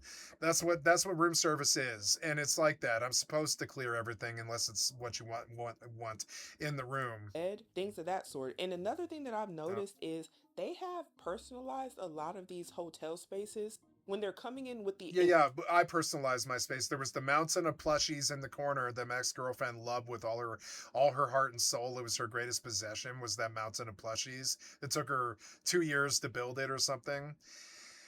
And then I had a PlayStation next to the television with a bunch of controllers and stuff, and you could tell it was a video gamer's like place, even though I didn't use the PlayStation because I was out driving all day every day. But it was there. And then the bathroom was a stripper's makeup salon and hair salon, and there was all kinds of used panties on the floor that she would hand wash. And there was because laundry costs money and stuff, and money should be spent on heroin. But she would wash her own panties in the bathroom, so there was panties always lying on the... I love my ex-girlfriend. She was such a girl.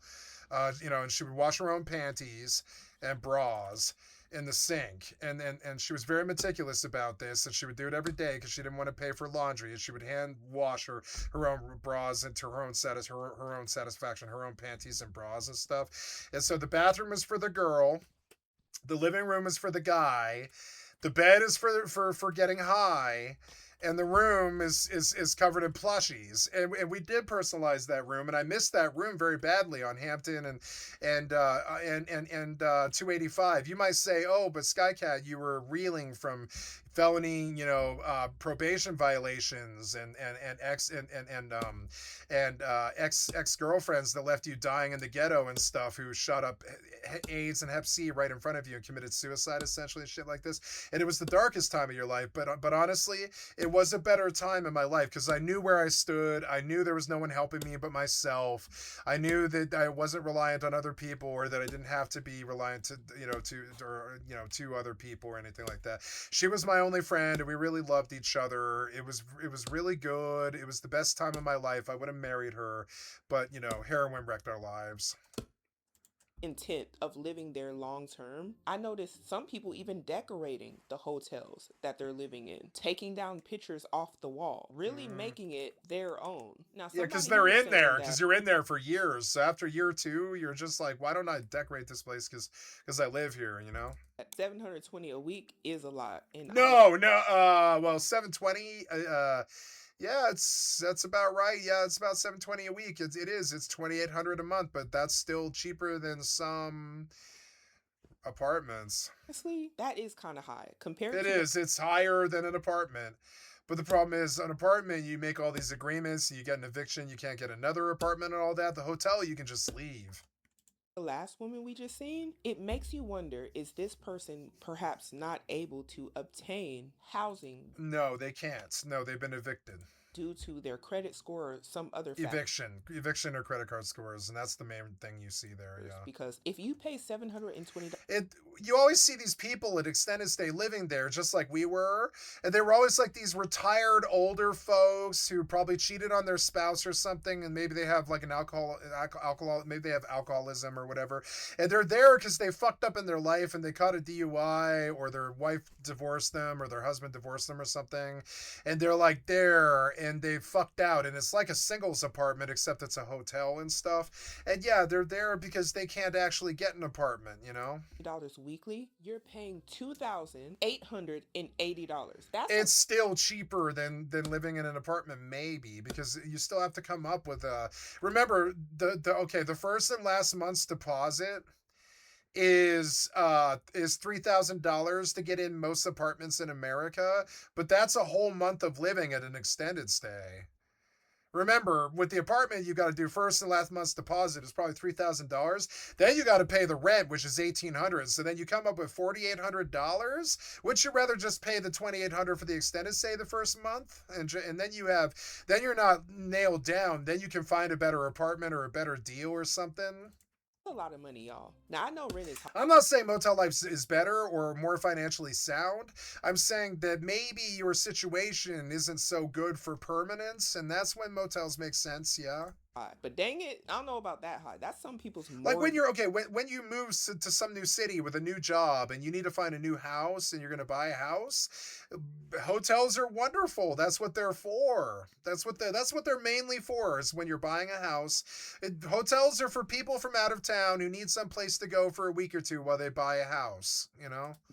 That's what it's for.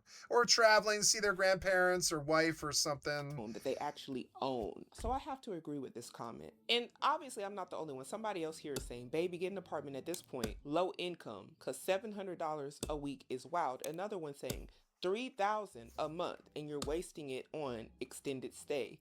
That's wild. Somebody here said, living in a Motel 6 for 2 years saved me and my 2 kids. It was a home. I'm so glad you're safe and warm. A home is a home. I don't care where it is. And I've even stayed in a motel before. It had roaches and everything. Like, I know. Sometimes you just got to do what you got to do. The way I see it, it's not about where you're at. It's about where you're going. And here's another video of a woman showing herself from her POV of living in a hotel for almost a year. She even has like a shoe rack here on the door. That didn't come with the room, I assume. Only thing is there's not much space for you to really move around and do much, in hers specifically. And she's even changing the bedding in her room. So I guess she doesn't have room service doing it for her. It's totally okay, that's up to her. She replaced it, she's cleaning up, reorganizing stuff. And I'm really glad to see the comments are encouraging. Somebody here says, as long as you got somewhere to lay your head, that's all that matters until things get better. And I totally agree. And if anybody don't, if you want to fight, you can join the military. That's what I did. That was the only way out of the situation. And I really just want to read the encouraging ones right now. Somebody said, listen, been here, and baby, it's going to get better. God don't put more on you than you can bear. You got that. You know, videos like this really hit home for me because I remember what this felt like. And I really empathize with people going through situations like this. Yeah, it's scary. Would you rather deal with the streets or a motel or gather together $4,800 to get in an apartment for 1 month, essentially, before you've got to come up with another $1,800 to $2,400 or whatever it is? And it's kind of insane. That's a lot of money. That's $6,000 basically inside 4 weeks that you've got to come up with.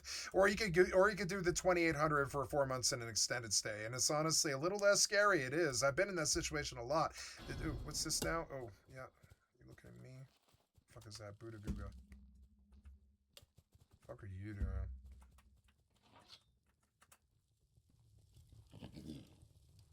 It wasn't funny.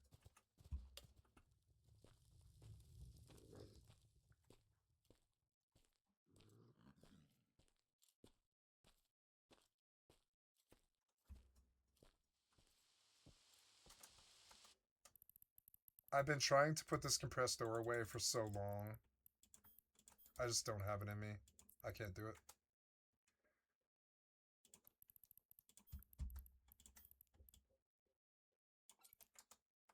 Especially when you've experienced things like this for yourself. No, we do not have to switch rooms. There's a couple here that's been in the same room over 2 years, and we've stayed in the room here before over 10 months. Yes, you can have a pet here. And a friend of mine let me know that it's $25 extra a week to have a pet. She has a pet. However, if it's a service animal, you do not have to pay. Or at least they don't here. I'm speaking for this one here. Yes, people stay here with kids. They actually have a school bus that picks up and drops off in front of the hotel. Now that's news to me. In my head, my brain is registering, hey, they're picking up in residential areas. I'm like, they pick up at the hotel too? Wow. Okay. Do I admire that situation? No, but hey, it does work, and there is rooms with 2 beds, and one lady has 5 children. She has a 2-bed, plus she has an air mattress. It may be sad, but hey, she's doing it. And her kids are very loved, very spoiled, very well dressed, very well taken care of. Yes, I reserved the room for 6 months. No, I didn't have to pay it all at one time. I have to go down each week and make my payment. I do have the room reserved till May of 2026. No, it's not for everyone, but for ones that it is for, hey, it works for us, and we're happy, we're thankful, and we're able to save money this way, trying to get a piece of land and still gonna make our little tiny house dream come true. Wow. Yeah. And I hope she is able to do all of the things that she's planning to do while staying in this extended I think if I hadn't stayed in the extended stay, I would still be on the streets.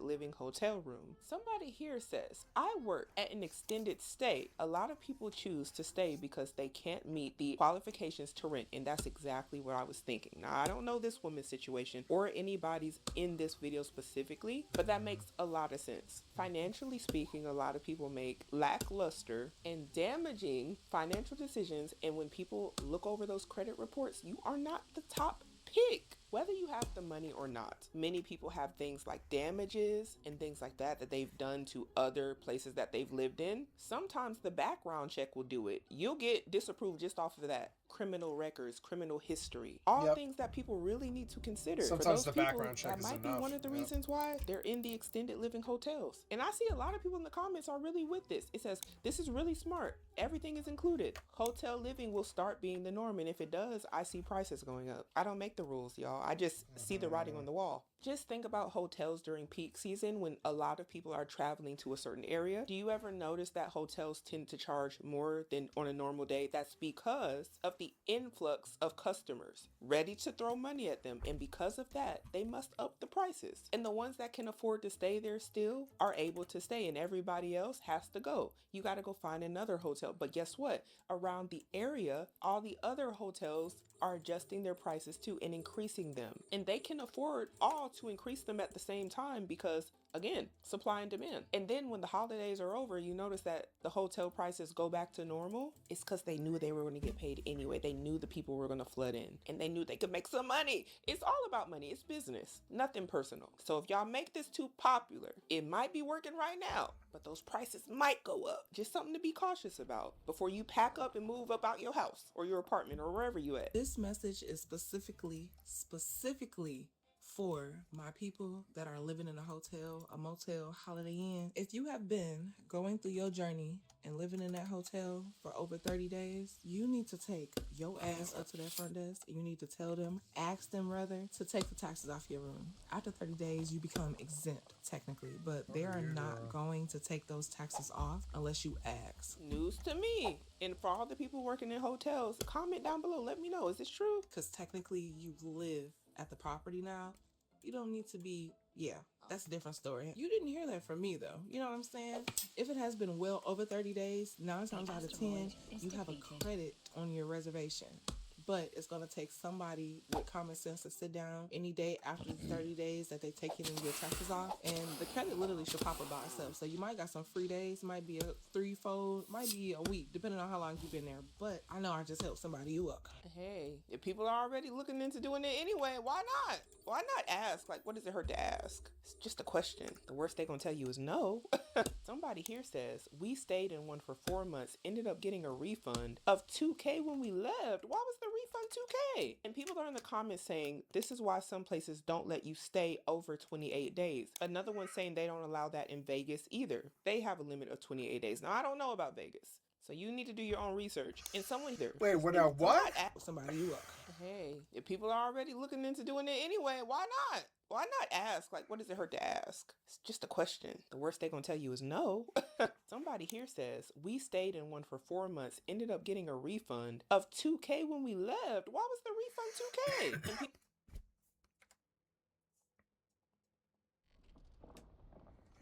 And months ended up getting a refund of $2K when we left. Why was the refund $2K? And people are in the comments saying this is why some places don't let you stay over 28 days. Another one saying they don't allow that in Vegas either. Yeah. They have a limit of 28. She's talking about a credit card refund or something. They got it refunded, saying that the service wasn't what they paid for. And yeah, I could see that. But if you keep doing that, you're gonna end up in jail. 8 days. Now I don't know about Vegas, so you need. But you could do it once. You could do it once.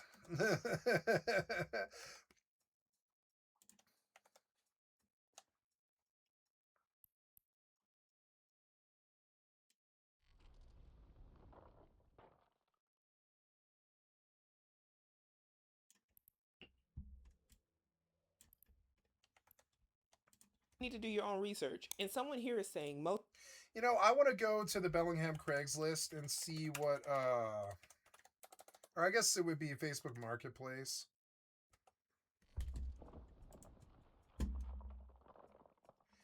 I'm looking for PS5. Let's just see what pops. All right, PlayStation 5 and games in Linden, or a gaming PC for $600. What's in it? No.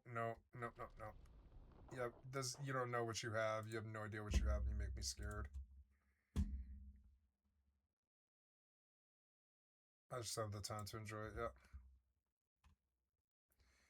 PS5 Digital Edition, $450.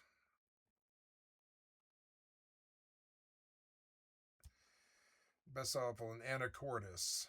Wow, 500 gigabytes for $450. PS5 Digital Edition for $450. So, what could you get new?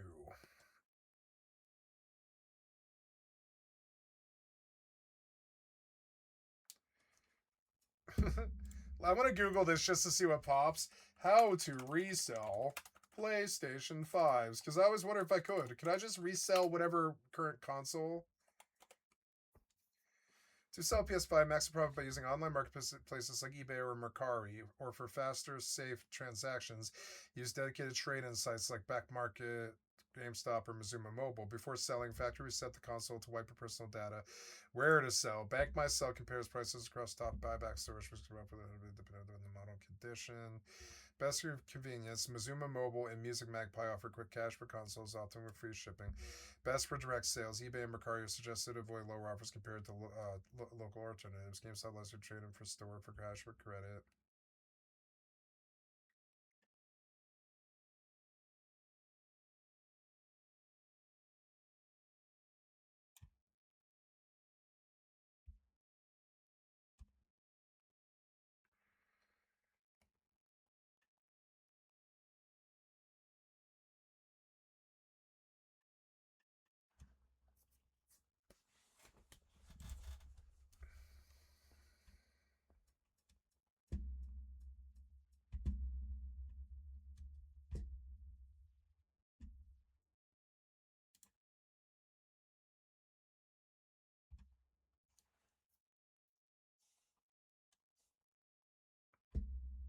$465 seems to be what they ask for a PS5 Slim.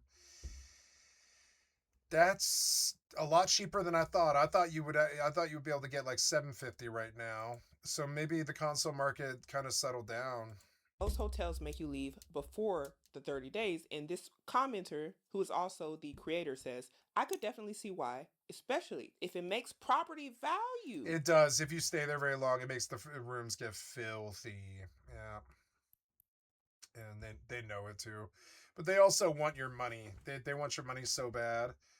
Go down. Yeah, I work at the front desk and extended stay in AC, and our system automatically gives them a credit and makes them tax exempt after 30 days.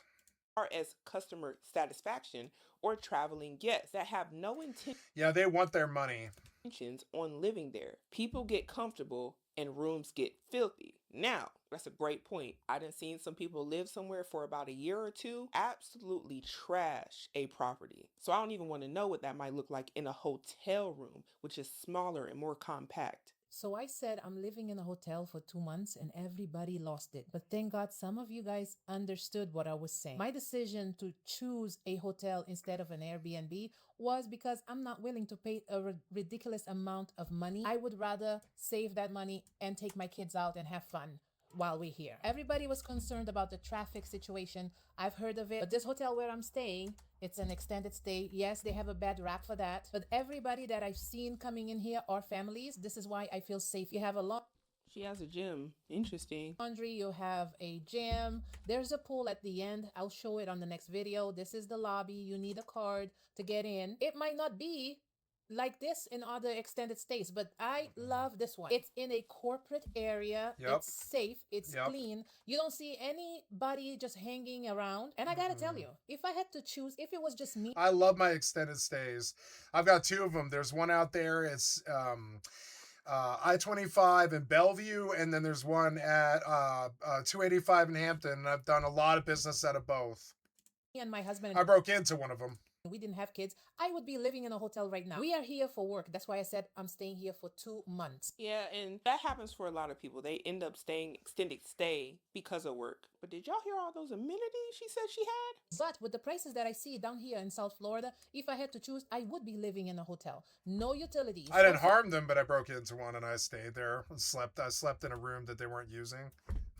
First class security, no credit check, easier to get in, and they provide breakfast. Some of the comments said, "Oh, you could stay in an Airbnb." We did stay in an Airbnb. The Airbnb was $800 a week, and the next $800 a week. door was somebody with some type of security guy staying outside all night long. I did not feel safe. This is why we decided to go into a hotel. Yes, it's a smaller place, but it's clean.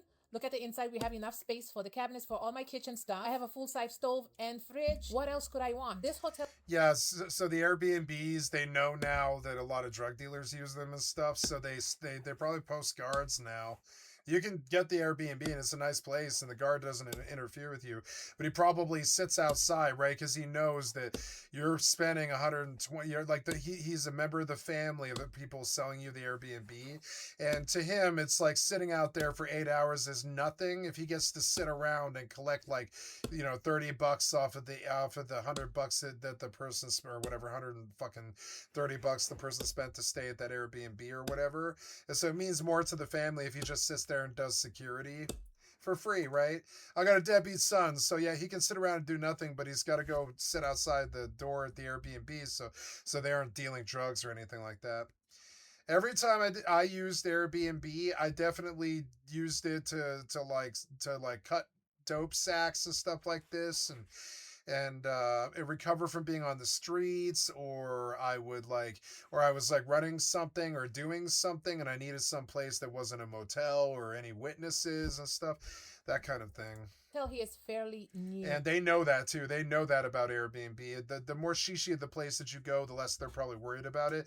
But in big cities, at the Airbnbs, they're real paranoid now. Actually, the room we just got was just remodeled, they said. We were the first people to stay in it. I'm not saying that every extended stay is going to be the same. So what I would say is do your research. If you don't like that, it's okay. You don't have to like it, but that doesn't mean it's okay. I loved my extended stay. It was a very clean room that was beautiful. Okay for me, but that doesn't... We trashed it, but we lived there for 2.5 years and we paid them thousands of dollars. They can fucking repaint it or whatever. We didn't hurt the walls. We just stained the sheets and the floor. That was it. So they would have had to recarpet the place. That's expensive. It's going to cost like, $1,000 or something. But they made like $10,000 off of us. So, oh well, they made their money. Mean that it's not okay for me. They didn't sue us or even threaten that. I can go back there. I can shake that. I know the people who own that place because I would live there for years. I can drive up there, and I can go right to the door. I could do this right now today. I could drive to the door, and maybe the staff isn't the same anymore. I guarantee it. So my goodwill is probably gone. But I mean, that place, they have a good relationship with me. I left on good terms with them. They were unhappy with the room, but they were like, "Oh, that's the way it goes." They couldn't do anything. They couldn't sue us. My family, we are fine. We are happy. They knew that we had been there for 2.5 years. We paid them a lot of money. Happy, we are satisfied, we are safe, and that's all that matters. You know, she has a great point where she said, you know, they don't have to like it. Yeah. The thing is, this is real life. This might be a little too real for some of y'all. There are people sleeping in their cars. There are people living in hotels. I know many people only see the glamorous sides of life on social media, but in real life gets tough. There are people sleeping on the couches of their friends, families, homeless. And I say this humbly. This is just something we have to remember when we see some of these sort of videos online. And people can grow and be in a better financial situation. For her, she's specifically here for work. So this is temporary. It's like temporary. However, even for those who this is more permanent until they can find some sort of other option, or maybe this is just how they want to live, that's their life, that's their choice. She even said if she didn't have children, she would probably live in something like this. So I want to know, for all the people without children, would you live in a hotel? Yes. An extended stay hotel? I would definitely live in an extended stay. Yes, I would. Or would you it's safer. I think it's safer for one thing. It's not safer because it's got like a front door that anybody can just walk up off the street. So in that respect, it's not safe. But it's safer in the respect that there's people there at all times. So there's no like real problems. You know, if there is, the cops come. And do it with children. It's a safer place. It's social. There's people around. I feel safer at hotels. Yeah. This comment here says, I have a studio for rent. $1,300. The basics are included in South Florida also. I have a studio for rent. $1,300. The basics are included in South Florida. Or a single person, no criminal records, no pets, also in a safe area. And I want to know, off of that comment, do y'all think that's a good deal? And if you were on a yes, $1,200 right now. Yes, it is. Yeah. Would you rather be in an extended stay hotel? That's what rent is though. $1,200 is a good deal right now. I paid $1,200 for fucking 13 years or some shit. I paid $1,200. Hotel or an Airbnb? I paid $1,200 a month for like, I don't know, 13 years or something like that. It was so fucking expensive.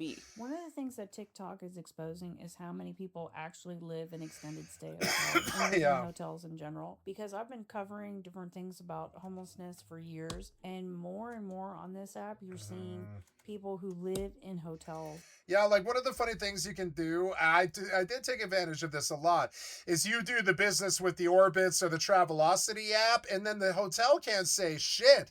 The hotel doesn't have you as a customer. They've got Travelocity or Orbitz, right? So that you come in and you say, hi, I've got an Orbitz reservation, and they're like, yeah, you're the lowest of our clientele, hello, and they give you all the same amenities as all the other clientele and stuff. But they know when you say, hi, I've got an Orbitz reservation, because the Orbitz reservation can't say no to you.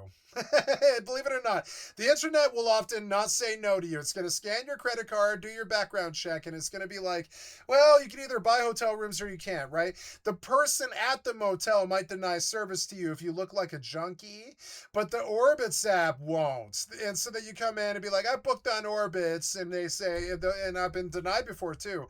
I've been denied because of what we look like and what time of day we're coming in at and all this other stuff. I've been denied before where they're just like, no, we don't want your business here. I'm sorry. We refunded your, they've done that. They've refunded your, they take one look at us sometimes and they're like, no, we don't want you.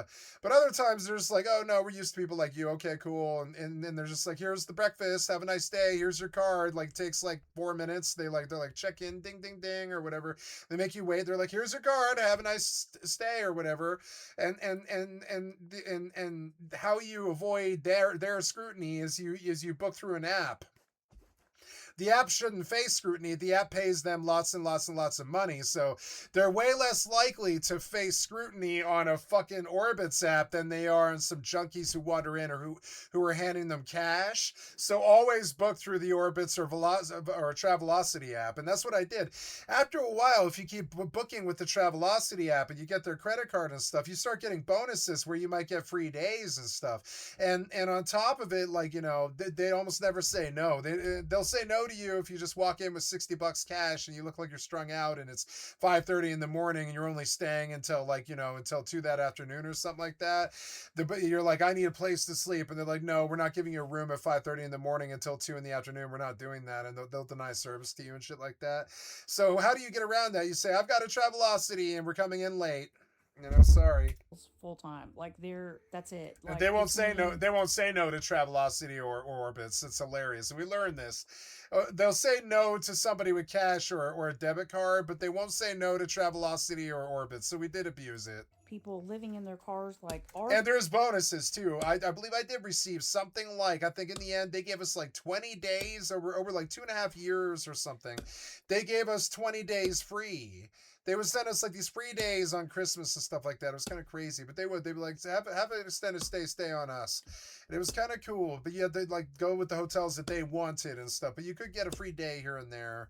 And it was good. It wasn't very common, but if you spend thousands of dollars on Travelocity, you do get bonuses and stuff. And so that was another way that we felt that we were kind of gaming the system, because if you walk in the extended stay, and I'll talk further about this because I mean what I say.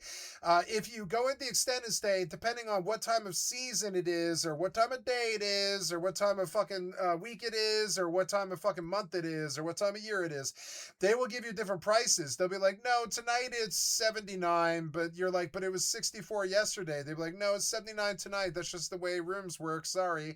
And they're doing this based off of like need and interest, and they'll charge less amounts, more so. And Travelocity and Orbits are even worse. They're really bouncy. They'll go up and down, like within a couple of hours of a period and stuff. So if you're gamey, you can sit there for like 12 hours and watch their ads and stuff and wait for something. And eventually you're going to find a 5-star hotel for like, $69. And we took a lot of advantage of that. I went to the Crown up there in Denver and stuff a bunch of times for fucking $60, for $69 and stuff. And you get a 5-star experience. You can hang out in the lobby on the chairs because the place is so fucking cool. There's like hipsters in the lobby drinking and stuff like this. And it's such a crazy experience. But I mean, like, another reason why you should never pay a hotel money to their face is the apps are much more attractive for that. And she's not talking about this at all, but all the apps are geared towards people like me that used to live in motels and stuff. And they know that if they get your money, it's thousands of dollars. So they do give you perks. They like give you perks. They'll give you free nights. They'll give you really good 5-star hotel rooms for the same price as a Motel 6 and stuff like this. It's not every day and it's not common, but it happens, and that was a part of it that they don't talk about. So I would like compulsively, after a while, my ex-girlfriend and I, we would like get on the cell phone, we get on the travel, I'd be like, get on the apps, and she'd be like, okay, and I would drive us home, and while I was driving home, she would like get on the apps, and she'd be like, okay, 285 is $61. The one on Santa Fe is $54, but that's like 4 more miles. And it's like, yeah, and I don't want to go to that side of town this time of night. They might roll us, and we're in possession. So let's go to 285. It's safer. Nobody's going to roll me on 285 in a taxi or whatever. And I would take but we would take it up. And occasionally, if it's off season, if it's like a March and nobody's there because nobody's in from out of town and there's no bands or theaters or arenas or sports going on or anything like that, they'll offer you like a $44 hotel room at a 5-star hotel. I mean, you can catch it if you hunt. Hello? Okay, no problem. I'll cook. Yeah. No, I won't. I will do it now, I guess, if we're done.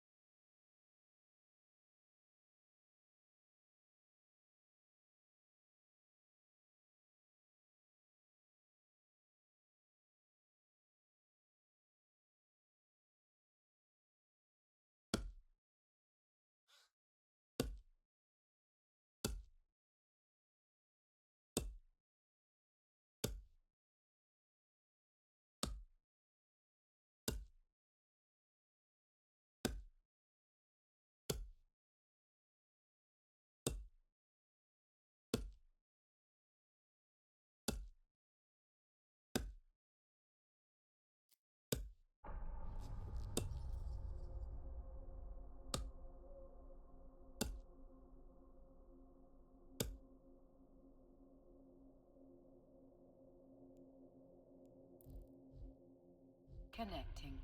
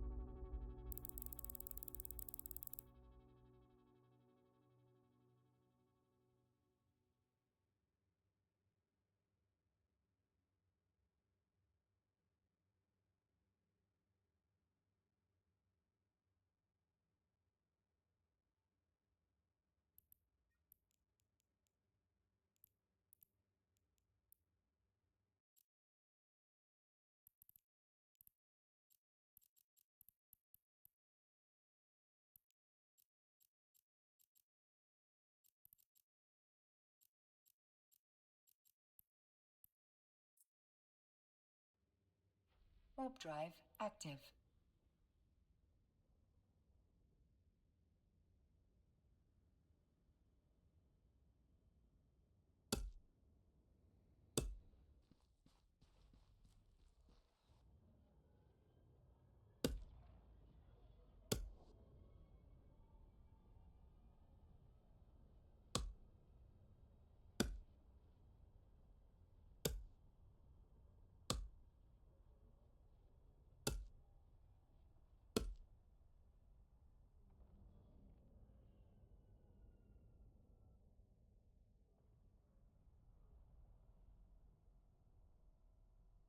Docking request accepted.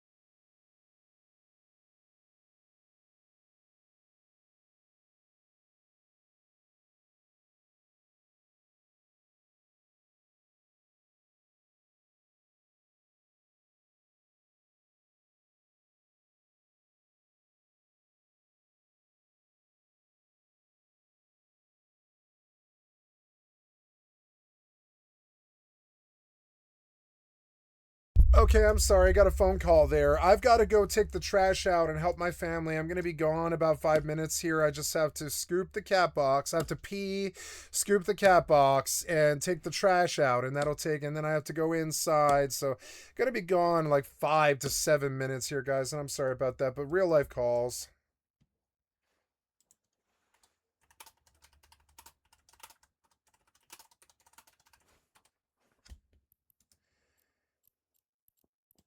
Sorry.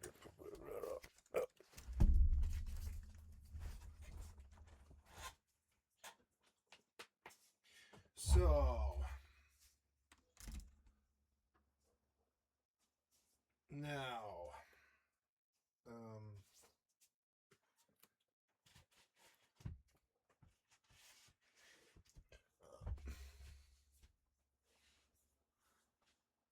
hi, kitty. Yeah, breathe.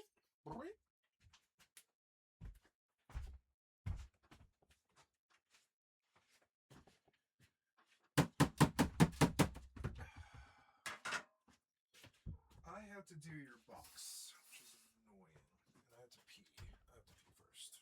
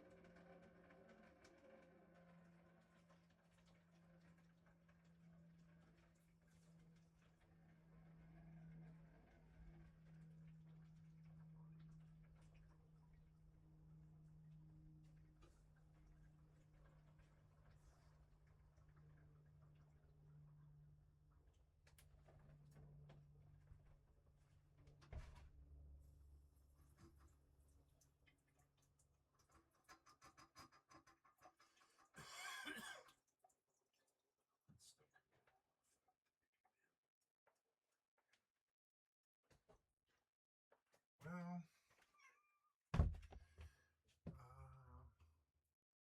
yes, I am doing your box. Oh, I will need the trash cans. Yeah, I'm gonna feed you, but I'm not going to do it yet. Sorry, kitty. You're hungry, kitty. I know. I'm sorry. Hold on.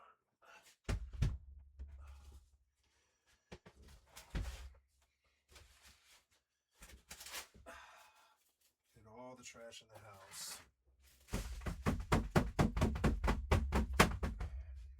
While I do this, I'm going to listen to a video. While I'm sitting here, guys, I'm still here. I'm just like scooping the litter box and stuff, so I'm going to listen to this video. The van life was really touted on this app as like a viable solution for a lot of people, and then to see the people who tried that and showing how much it actually sucks for a lot of people was important. But now to see the people talking about how they live in extended stay hotels and they have no idea how they would get into apartments.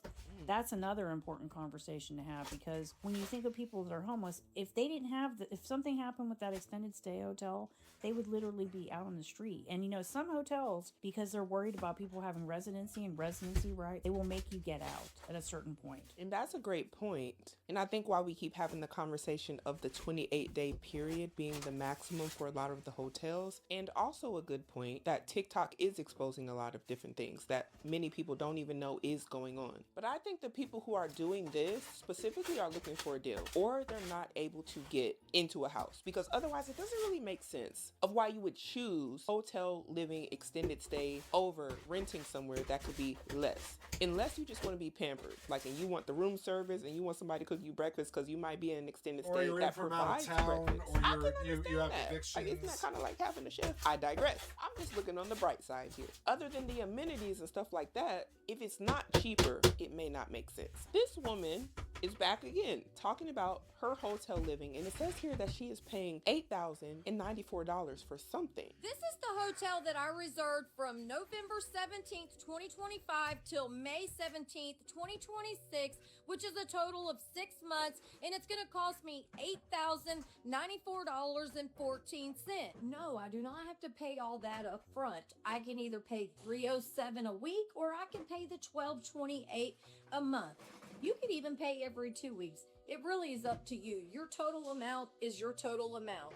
I'm gonna take y'all inside my room. This is inside of our room, and what we get inside of here for that amount is say hey to hubby. Also, we have the full-size refrigerator and freezer. It came with the microwave.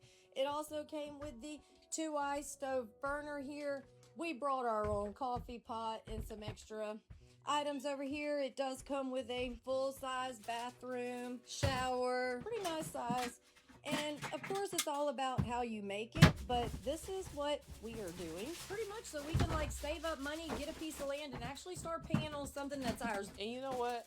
She has this room decked out, y'all. Are y'all seeing all this Christmas decor and everything? This is very personalized. No, the hotel likely did not give her all this stuff. She had a spice rack and everything in her kitchen. You can tell this is personal. And she actually has a stove in this one. The last one, I think she had a hot pot. And I have nothing against it. You gotta do what you gotta do. You gotta do what's best for you. And interestingly enough, she's trying to save up for some land. Now, she can hold it down until she can come up till then and actually save her money for that. I feel when she looks back on this time, she might say to herself, that might be worth it for her.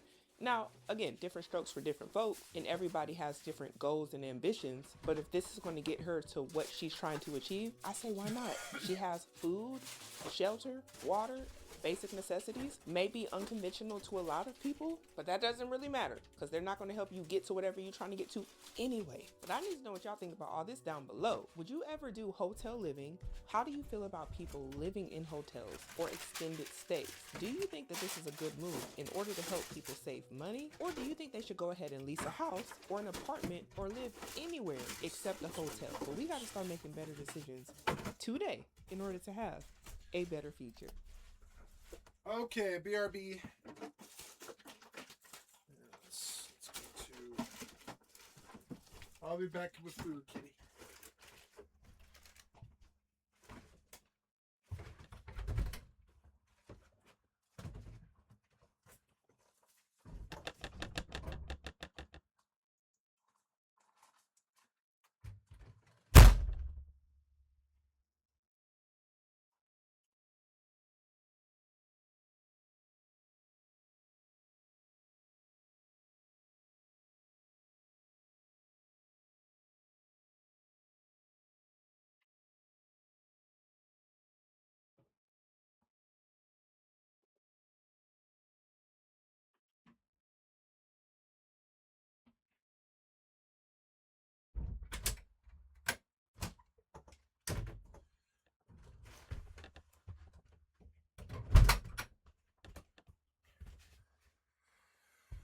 Okay.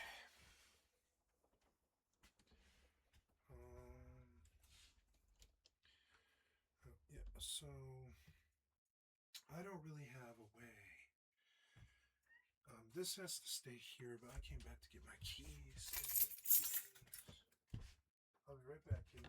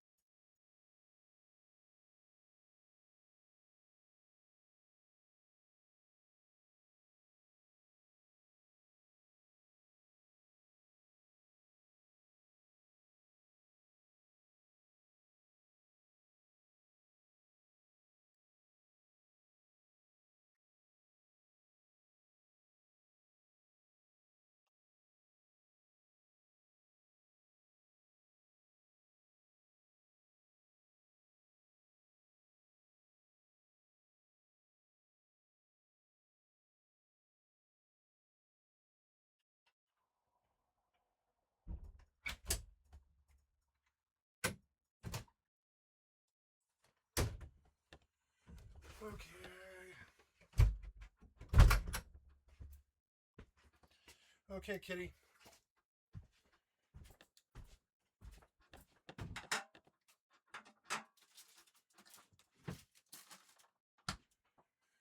She wants me to feed you this stuff. Yeah, she wanted me to feed you this. So, enjoy. Let me get you some water.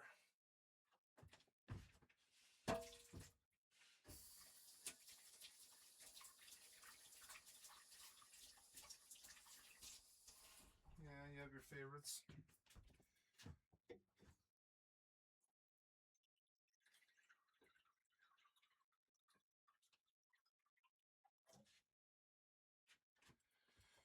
Okay, kitty, here's some water. I'm gonna take a look at dinner myself, make sure I have it. Yep, I got corn ribs and sausage. I will defrost corn ribs and sausage. Yes. Now, defrost some corn ribs and sausage. I'll have some. Oh, yeah. Pickle. Olive.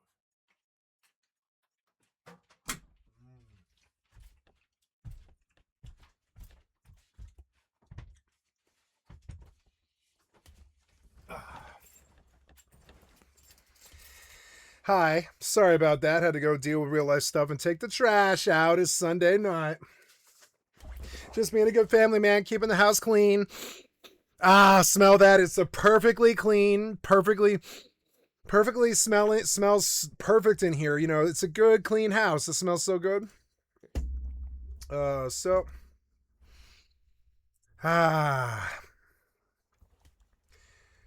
Ethan Ralph can't stop.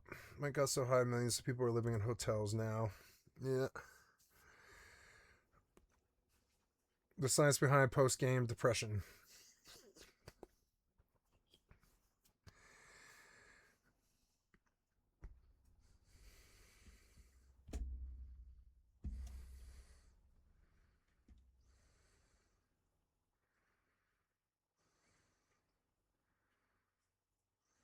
Brioni Claire. Jacob Elordi sheltering Margot Robbie from the rain with his hands not only in Wuthering Heights but also in real life. As someone commented, parents raised a knight in shining armor. The male cast from Sinners. As you drag her skirt through the mud.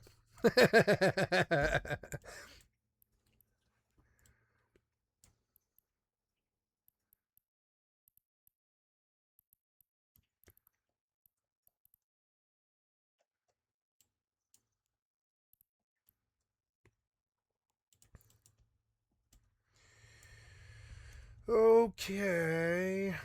I believe I go back to Jita now. I will leave this clone. I guess I jump to Jita and or I could install a clone here. I don't think there's anything stopping me. 8 out of 9. Yeah, that's fine. We'll jump to an empty clone here. And I will go enlist. And I will do some faction warfare. But first, I have to go to Jita and get... Or maybe I don't. Let's see. Let's see if I have a Tristan here. No, oops. Yes, I do. I want to jump to this guy. Yeah. Yes, jump to structure. Yes.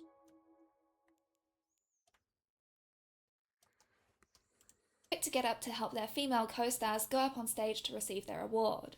See how careful they're being to not ruin anyone's outfit to make sure they're not stepping on their trains? Chivalry is still alive. This has happened numerous times at award shows and every single time it makes headline news. Even Chris Brett was gentlemanly and stood up in front of Millie Bobby Brown when she was wearing a denim miniskirt so that he would shield her from others. And women, they swoon. Arguably, it could be said that these moments make us remember the men more than the women who are being celebrated, but I'm going to take the generous take that these guys were just trying to help out these girls. Contrast these moments of guys helping to someone like Justin Bieber, who, when he and his wife were trying to escape from the paparazzi, just hopped on a skateboard and rushed off, and she tries to run after him, falling. Where is he? Oh, he's already gone? Whatever happened to ladies first? Flashing light warning. Rihanna's own bodyguard didn't hold the door open for her, which meant that it slammed in her face, to which she said to him, In case you missed it, what a gentleman you are. You will see this all over social media. So many examples of women struggling, carrying stuff, struggling to do something, and men keep on going by not helping at all. You're the one that carries the umbrella over him in the rain, holding a door open and ladies first. Forget it. Chivalry is dead, everyone is crying. Well, what if I told you there was no such thing as a code of chivalry to begin with? And there's something much more sinister hiding behind all of this kindness. And I've even consulted an expert for this video, Dr. Eleanor Yarniger. Yeah, you may be familiar with her because she's appeared in quite a few videos here on YouTube. I was so excited that she even responded, and I'm even more excited to share all of this with you. My patrons were the ones that voted for this video. They've already got the extended and uncensored version. Oh, great honourable knight, who's going to save my virtue? Well, it's probably not gonna be him. We've seen people be knighted, and it's a really big deal, right? Like, there's a code of chivalry, there's so much honor tied to this. You must have done something absolutely incredible to be given the title of knight. Then again, maybe not. In medieval times, which spans from roughly the 5th century to the 16th century in Europe, where knights are most well known. The term chivalry comes from the French word chevalerie, and it has specifically to do with chevals, horses. And where would a brave knight be without his noble steed? All right, I hope you heard that. She called me a noble steed. As Dr. Eleanor Yarniger replied to me, you're pretty much born into being a knight. Ordinary people can't become knights. It's a specific subset of society. You need to come from the class of noble landowners. This doesn't mean you're necessarily wealthy and well-to-do, but obviously you're probably better off than most people. In the very rare circumstance that you're a wealthy free peasant, wealthy peasants aren't uncommon, we would say about 25% of peasants are well off, and you have somehow distinguished yourself in battle when called to go to war, then you may be knighted, but that's a really rare circumstance. Otherwise, you're born to a noble family and trained from an early age to fight because that is what is expected of you. The only other option for these men is to join the clergy. It's non-negotiable. So you can either fight or pray, and one of them allows you to wield a lot of power over people, look cool with a sword, and potentially get a whole bunch of ladies. What's a guy to do? As Jennifer Goodman Wallach said, he's a hired thug. He's got horses, he's got armor, he's like a heavy tank. All that was really required to be a knight was loyalty to their lord and the willingness to fight. Starting to get some flashbacks to present day times. Knights were not well behaved, and the church was desperately trying to temper these unruly men. As Dr. Yarniger said to me, they give sermons on the importance of being kind to the poor, they paint hell frescoes that show the nobility in hell for their violent crimes, they tell ghost stories about knights being in hell for their abuses of power. They try really, really hard to restrain these excesses, and it varies from person to person. There are some nobles who try to do the right thing, but on the whole it's considered that if you're wealthy, you're probably a bad person. Preach. The church tries super hard to restrain people in the medieval period, but it never actually succeeds. Is your world starting to crumble about what you thought about knights? Poets also tried to instill good morals onto potential knights, with stories of them winning the love of a fair maiden by doing good deeds. Uh-oh, I'm starting to see a familiar face emerging. Knights' behaviour wasn't a great honour to all, only to the rich, but they saw themselves as honourable. Sound familiar? Because I'm getting nervous. I asked Dr. Yarniger, did knights or other men hold each other accountable to good morals or good deeds, or was it more of a boys' club?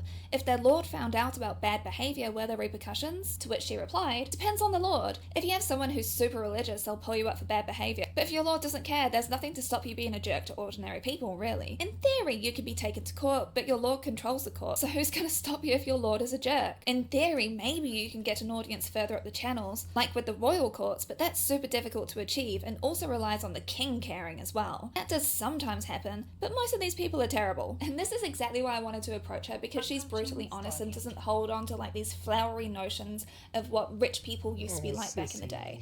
They're kind of more similar to what rich people are like today. Not that good.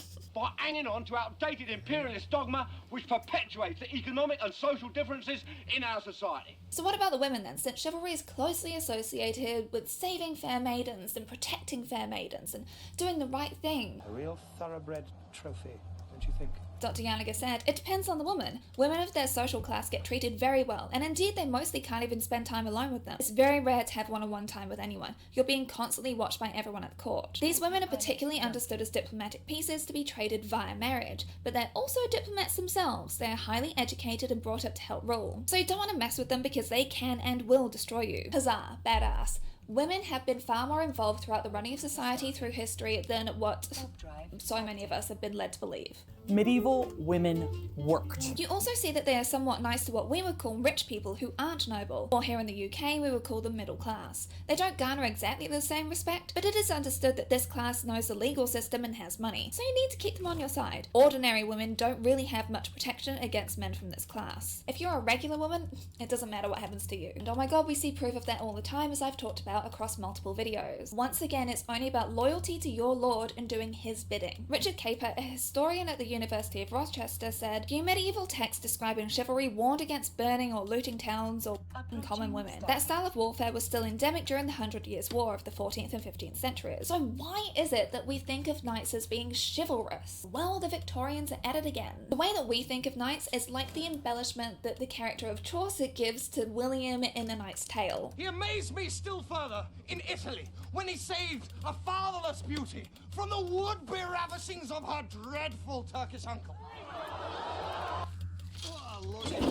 The artist Edmund Blair Leighton really played a big part in the whole romantic image that we have of knights. Dr. Garniger replied to me, "Victorians are tricky. Part of what is happening here is with industrialization we see a romantic relationship with the medieval period be invented. The Victorians looked to it as a theoretical time of purity, when people were more religious and life was more agrarian as opposed to urban and dirty. We see the Victorians, for example, do things like rewrite Arthurian legends so they don't include extramarital affairs. Wait, and they I changed my retroactively mind. insert the I wanna go values that somewhere they else. want to see there and create the idea of No, I will use a chivalry, booster. because they want there to be one. Victorians also are part of the startlingly new idea that women don't have a role in public life and were, quote, naturally meant to be domestic. So it's a really new spin on the sexism that prevails, and is more dangerous, all things considered. I cover that really extensively in the last chapter of my book. Basically, the notions of chivalry and these values that were being espoused by Victorians was actually just control wrapped up in a pretty little package. It's control masters benevolence. And chivalry is associated closely with saving maidens, whether from real danger or to protect their delicacy and their virtue, seeing them as objects more than autonomous, as beings that belong in the domestic sphere for their own safety. Gosh, how history rhymes, hey? It's also about being better than other men, which is a very coded word for racism and classism, because you need to remember as well, this was a time where a lot of people were moving around and migration was happening. It's been used as a signal for worthy men who should be rewarded with a fair maiden. And these stories and fairy tales have just continued over time, and they've been transformed into many of the movies that we now love today, like especially the romantic ones which are aimed at women. We can even look to this classic because Prince Charming was meant to get Princess Fiona, but Shrek rescued her first, therefore she was his by that virtue. However, actually Lord Farquaad's because he was doing his lord's bidding like a knight would. I don't know if any of you have also noticed this, but knight imagery has been really taken up by the right, and AI-generated images of knights and fair maidens are used an awful lot to symbolize how they think of themselves and what they want their women to be. This is a real man, a noble, chivalrous knight, and then he gets his doting fair maiden who will just love him forever. The bad outsider never wins, but the white knight prevails. Even if they're not doing good things, they think of themselves as doing good things. And of course they know better because they're following their lord's bidding, and their lord is telling them that the outsiders, the immigrants, are the bad people and they need to protect their fair white maidens from them. They're poisoning the blood of our country. That's what they've done. And that's why they need to have more control over those maidens. This benevolent sexism protecting women and children messaging has been getting stronger for the past few years in particular. And last year there were the Unite the Kingdom rallies in the UK. And as Elon Musk says to Tommy Robinson, a man convicted of assault and many other crimes himself, he says this to the mob of angry men. Violence is coming to you. You either fight back or you die. You either fight back or you die. They say they are the protectors of women and children. Elon, I think your baby mama would be disagreeing with you, along with the fact that you have allowed CSAM on your own platform. But this rallying makes men feel like they're on a crusade for virtue. Women's groups have come together to disavow Tommy Robinson and the things that he's done. He and the others in this movement are really just weaponizing victims to be able to further their own bigotry. And the men involved in the Unite the Kingdom rallies? You feel your strength. You are part of a tidal wave of patriotism that is sweeping across this country. It was found that 2 in 5 of the men arrested at those rallies had charges of domestic violence against them. You aren't even protecting women and children from each other, mate, let alone yourselves. But it doesn't really matter because it's not actually about that. It's about being thought of as the patriarch, as having your masculinity restored. Those are my women and children, and I get to do what I want with them. You are not allowed to touch them. My property, not yours. That's more what it's about. Men are trained from boys to be territorial, not protective. If guys are only taught to step in if it's their sister, their girlfriend, their wife, their mother, that's their territory, that's their property. It's not actually about protection, because otherwise it would be caring about everybody else, regardless of age, attractiveness, or gender. And the entire notion of chivalry only supports the patriarchal messaging further. The fact that men get public praise, even headlines, for simply helping a woman get up, shows how unexpected this help is. In one of their rallies, these righteous and noble knights were chanting,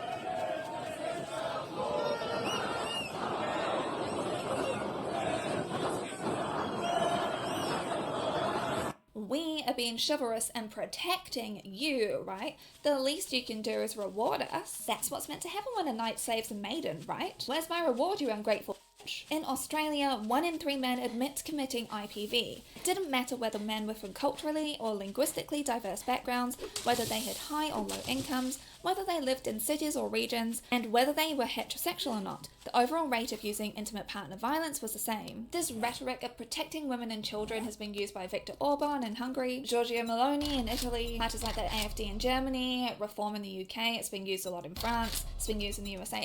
It's spreading like wildfire. It's been used across many countries. We don't want their backwards beliefs affecting our women and children. And at the same time, there's increasing thought that maybe abortion isn't a thing that we should allow women to have.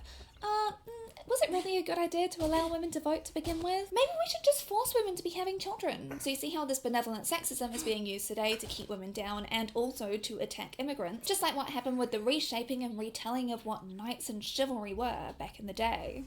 Men come first and women come second. Or sometimes not at all. Women and children first. We all remember this scene from Titanic, right? When Cowardly Cow grabs a little girl and jumps into a lifeboat saying, "I'm all she has." Like, we knew he wasn't a good guy at that point, but we were also meant to know when he didn't like Picasso's artwork. Something Picasso, he won't amount to a thing. Which, he was possibly quite right on, only accidentally. We were also meant to know about the fact that he hit Rose, but the Picasso thing was what was meant to be given more weight. Whereas the good guy, chivalrous Jack, he prioritised Rose's safety, even though it ended up costing him his life. A true knight in shining armour. You've probably heard the saying, "women and children first," came about after the Birkenhead disaster in 1852. So what happened to what knights and chivalry were back in the day. Men Where is this? It's not here. Or sometimes not at all. End it. Go back. You're causing problems here. Software developer.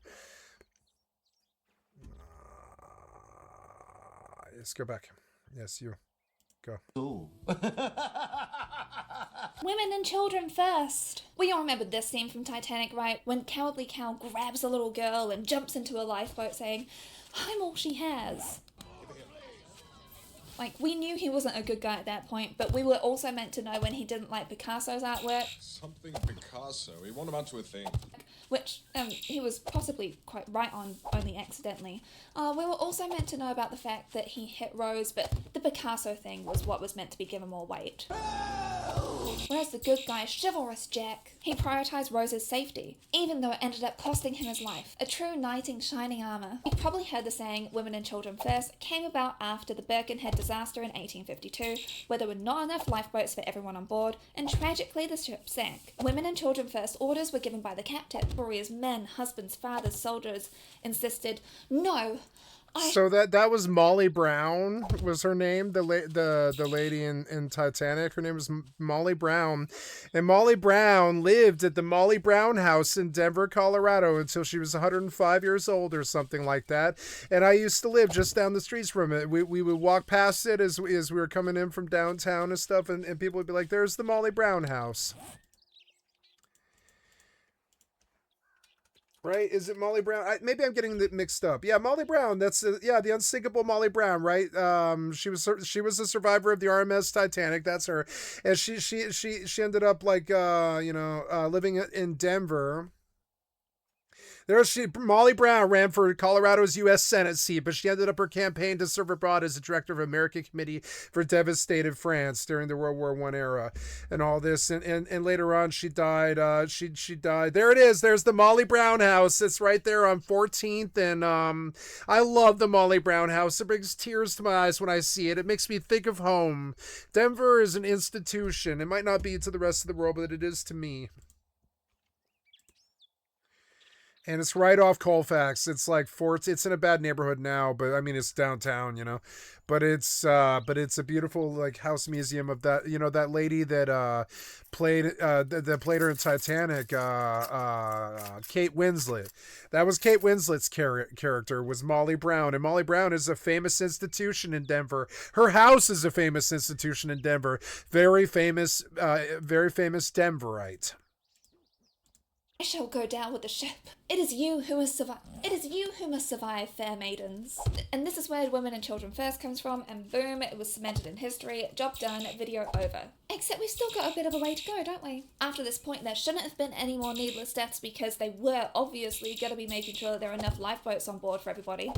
No. The Arctic disaster happened in 1854, and once again there weren't enough lifeboats on board for everyone.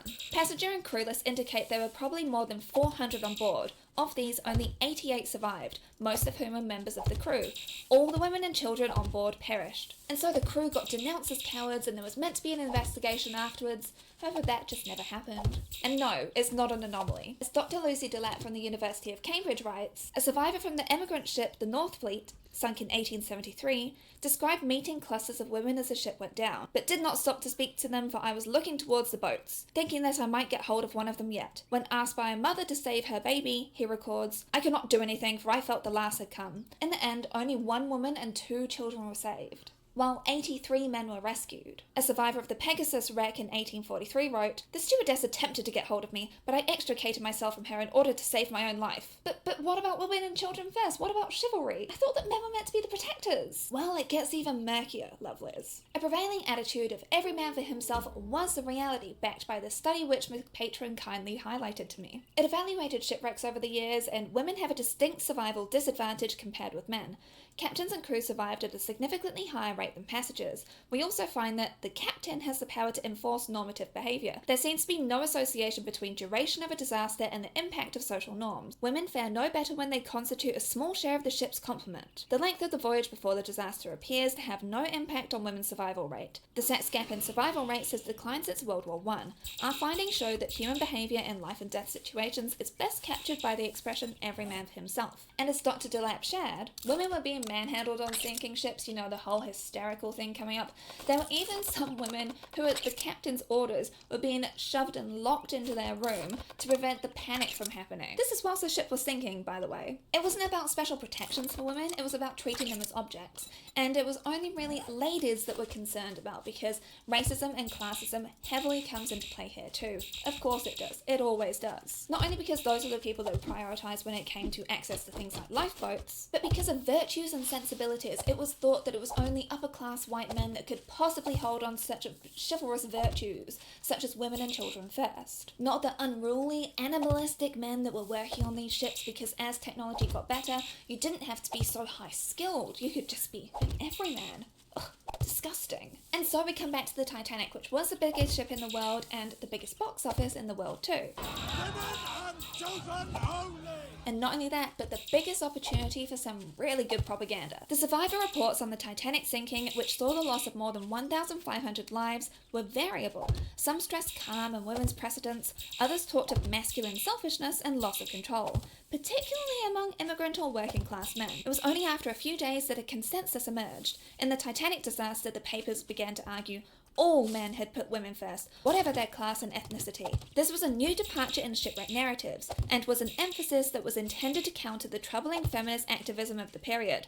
Aha! Yeah, you may forget how much chaos the suffragettes were causing at this time when they were really fighting for like white women's right to be able to vote. And the wife of the captain of the Titanic White decided women's to right stay to with vote. him. A woman's exercising her own autonomy. We can't have this game. When they were fighting for white women's right to vote, which is true. It's true. It was a white woman thing. Oh. Oh.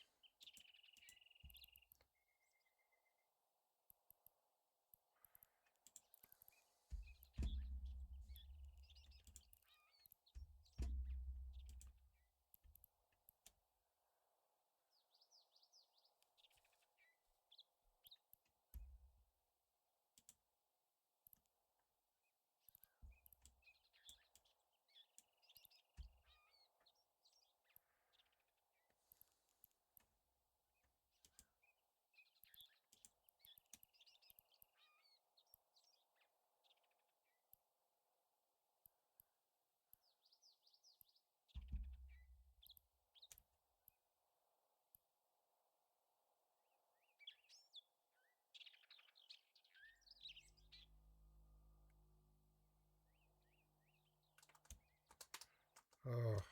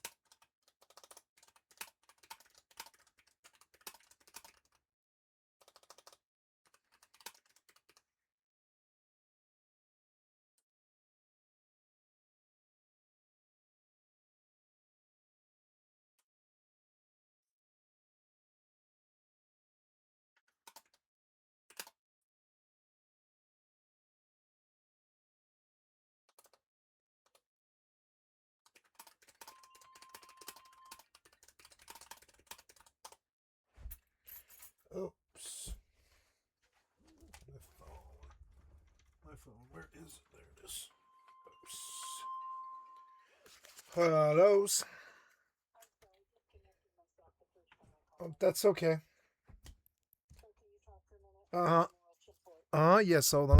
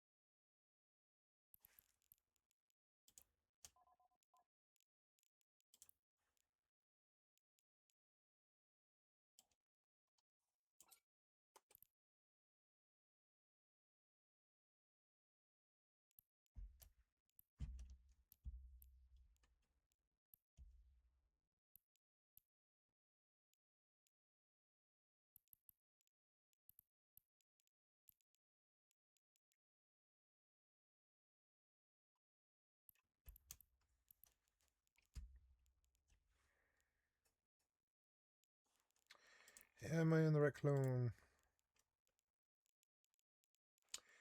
Oh, I need a booster, but I'm not the right clone, so I've got to go in the right clone.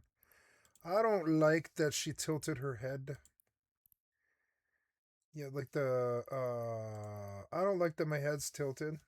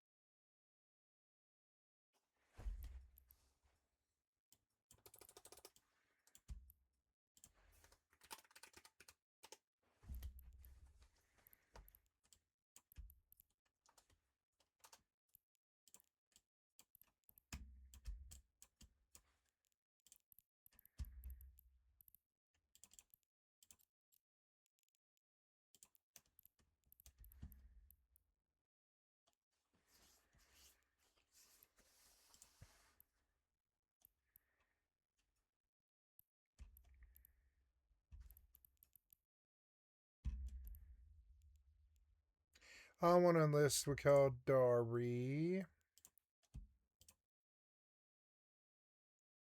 Yeah, I'll fly Caldari and look for an LP channel for a couple of days, I think. But also, I just don't mind fighting for Caldari. It's fine. Now we go to Galente's sites, such as Athenown or Mirko Messier. I'm feeling Nagamainen. No, I want to do Sujirento. I think. Sujirento's not a bad jump. Yep, if you go shorter. I need to hop in my Meg clone real quick.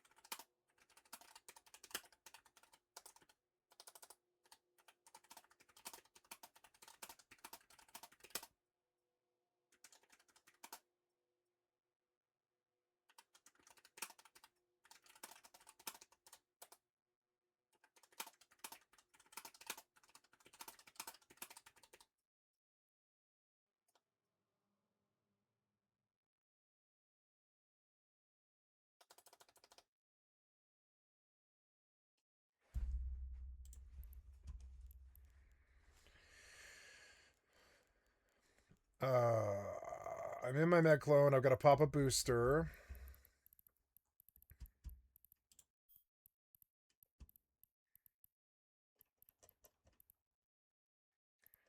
I don't have any boosts. Oh no, I'm just not sorted right, huh? There we go. Consume. Hi, kitty.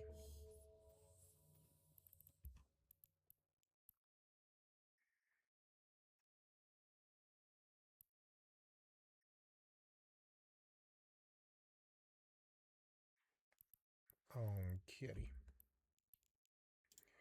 I love this kitty. She's just purring her guts out. Yeah.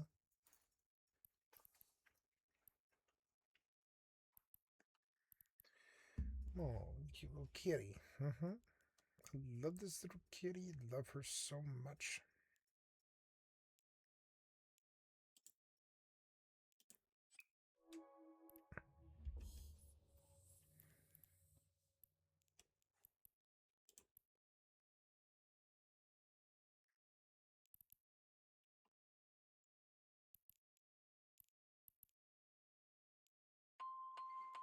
Oh no. Hello? Hey.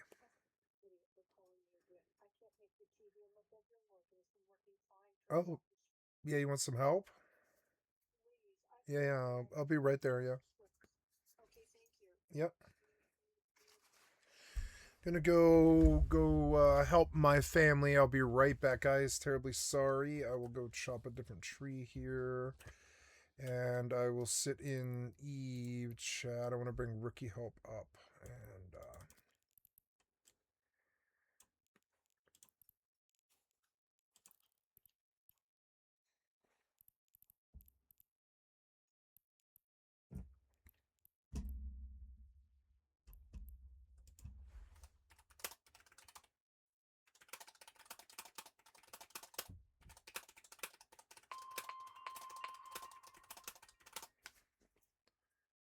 huh?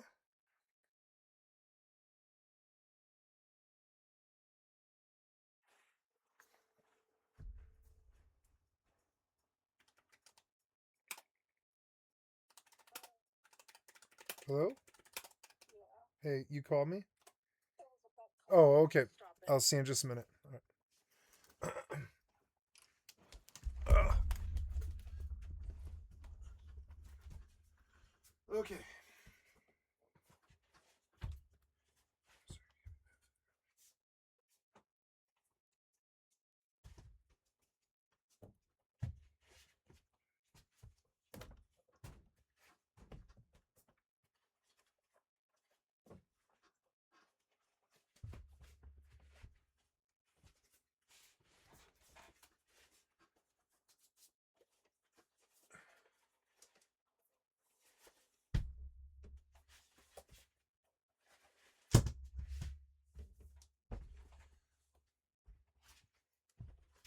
What are you doing? You're not going outside. I know that.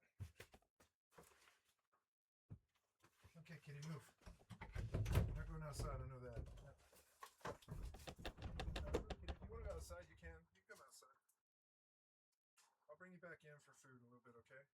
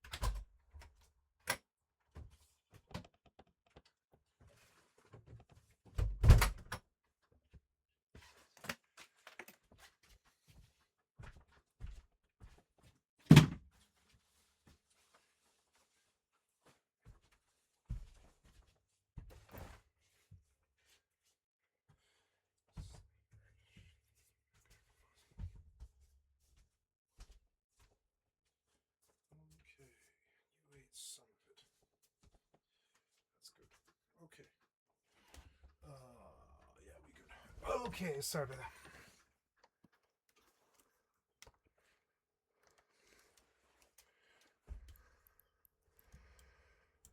Ice and 5.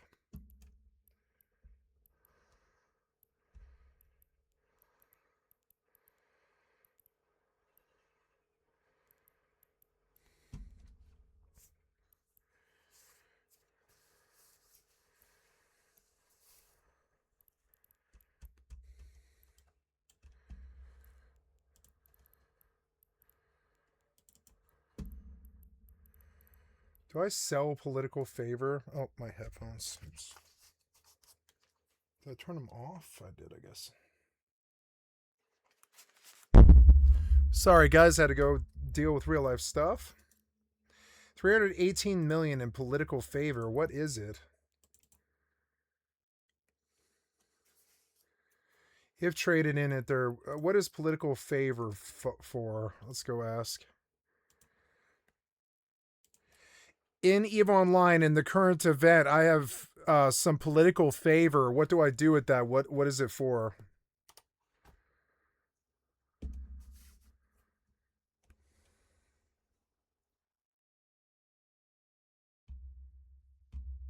Do Dixie.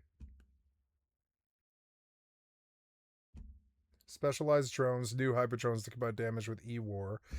Faction modules, presidential versions of skirmish information and mining format command boosts. Cosmetics and high-end loot if you collect enough to earn a presidential candidate favor, the top-tier version of the currency. You can trade for powerful new officer-grade modules like Rodin's Modified Nanofiber or Moreau's Extended Scan Probe Launcher. Not mad. You can simply sell the political favor in the market. Since many players buying it up to shortcut their way to the officer modules. Prices usually fluctuate based on how many people are running the sites. I don't think I need any of this stuff. I think I'll sell the political favor. 126, huh? 230 is 126, 230 out of the... No, I think I'll sell this directly at whatever the market's at. See, 633. I'll sell for 632. Fine by me. Sell 632. 632. 632. Yeah, 632.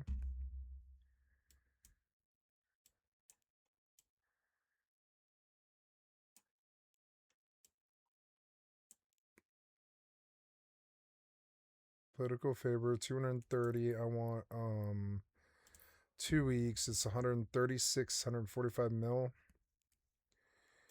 Alright. Well, I'll take it. It's a good payout. Right. Presidential candidate favor. I don't know where I got that from. I have no idea, but I have it. So sell this. It's worth 185. No, 130 right now. Let's look at the market. 148. I will sell it for that. Oh, no, I'll put this on the HyperNet is what I'll do. Oh, I sold the shuttle. Yay, money. Fine by me. Pay a lot more for it. Alright. 2. Grease the shuttles. 8 million. No, I think I'll probably wait. And yeah, and so let us sell a presidential candidate favor on the HyperNet for 260. Yeah, that's pretty good. Let's see. The current market is 149. 260 on an 8-bet. The nodes are 32. If I sell it for 230, that's still a really good amount. And there's been 3 completed at 295.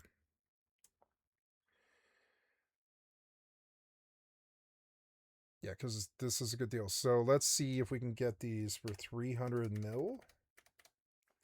That's 37.5 a node. It comes out like 240, but it's actually 285. Let's see. They say the average is 295. I'm going to see if I can sell one for 300. And I will bet. I don't care. I'll bet on this. And is it ice already? Oh, damn, it's ice already again. Nice. Well, let's go back out then.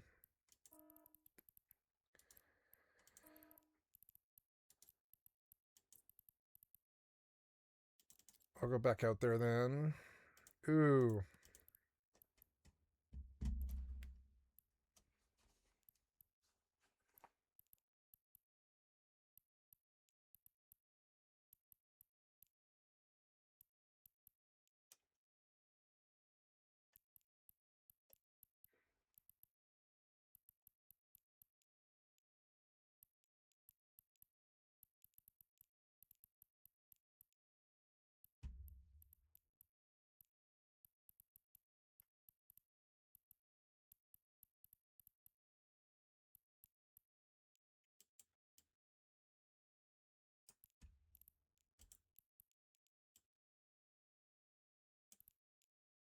Oh, the Magic 14. Yeah, that's good. She will need that.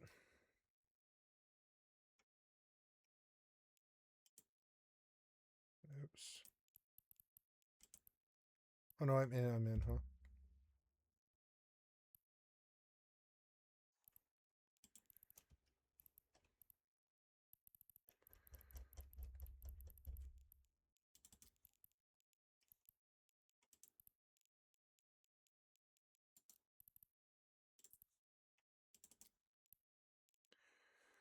Oh, am I in the right clone? I don't think I am.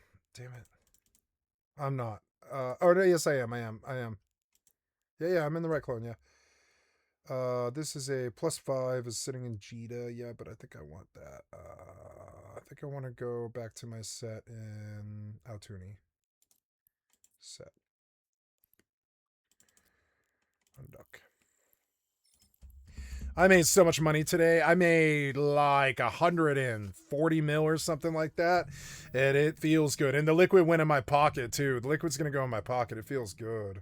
Autopilot engaged. Makes running a booster feel cheaper, you know? Definitely cheaper.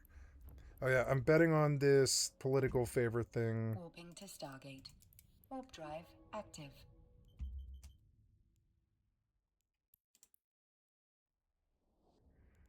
I'll link this in local.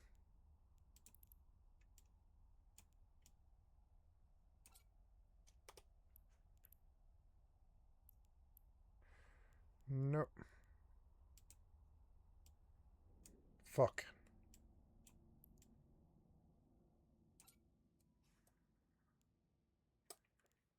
Approaching Stargate. Stop. Autopilot disabled. How do you link a hypernet relay? No, it's down here. I want to link this. It's there, that guy.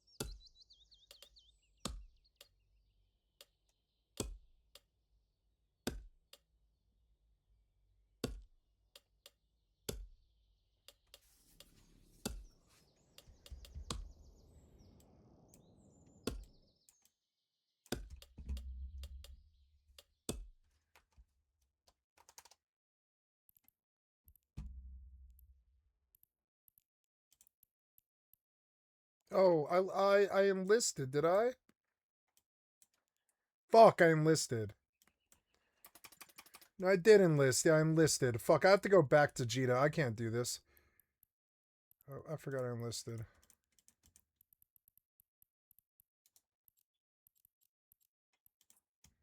That's alright. I'm gonna skip this one. It's alright. I want to go out and fight. It's alright. We go back now. We go back. Cancel.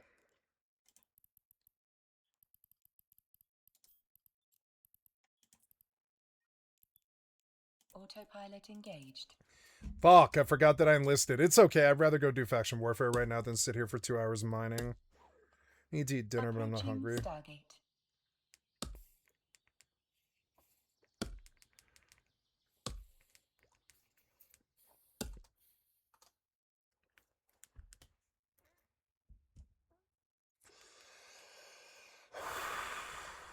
Autopilot jumping.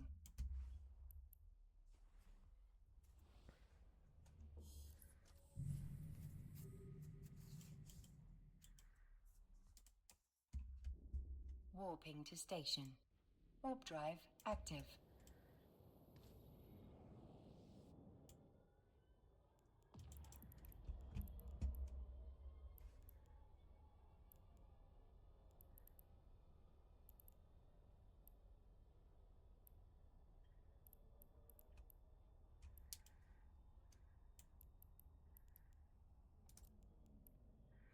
So we're going out there with a point runner, I guess. No, I don't want to go in a point runner. I'll just go into Tristan. Approaching station.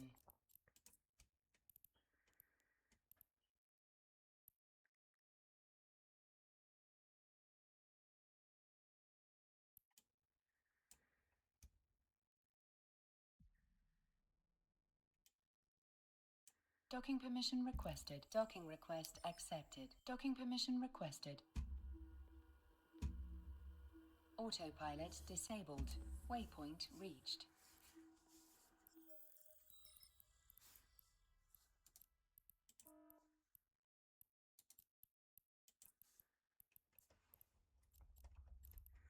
Okay, I'm going to go out there to the BF in this place. And I will set destination to there. Okay, we are ready.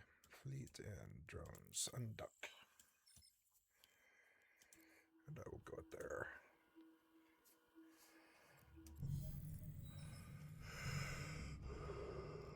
Autopilot engaged. Let's go get some money.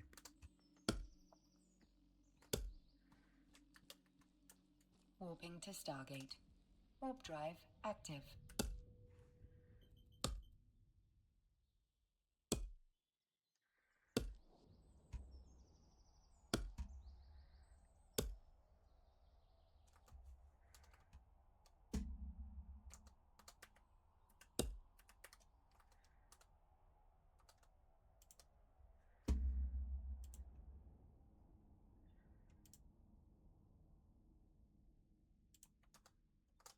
Approaching Stargate.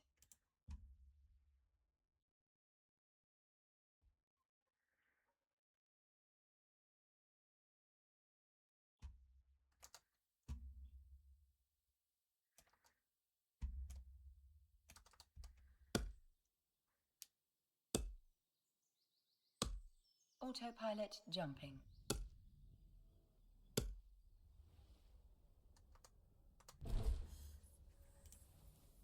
Oh my god! Feminist and suffragette women were well aware of the myth of male chivalry during shipwrecks was used to exclude them from positions of power in politics and society. They responded to the Titanic disaster with the memorable slogan, "Votes for women, votes for men," stressing that women voters would put human lives above corporate profit in regulating the ocean liner companies. They emphasized the irony of putting women first in shipwrecks, only to exploit or exclude them systematically in other realms. And some suggested that the vulnerable, the weak, the elderly, the very young should precede the strong, whatever their sex. All these angry men that come into my comment section saying that women don't actually want equality, the thing is that we've been trying to get that from the very start. You think it was women that didn't want to put enough lifeboats on those ocean liners?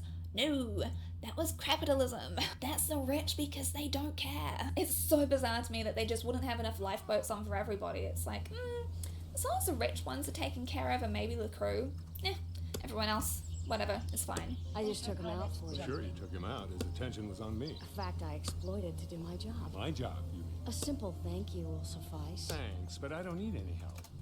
Whatever happened to ladies first? People are always holding out for a hero and, oh, it looks like there's someone away. These guys are helping her.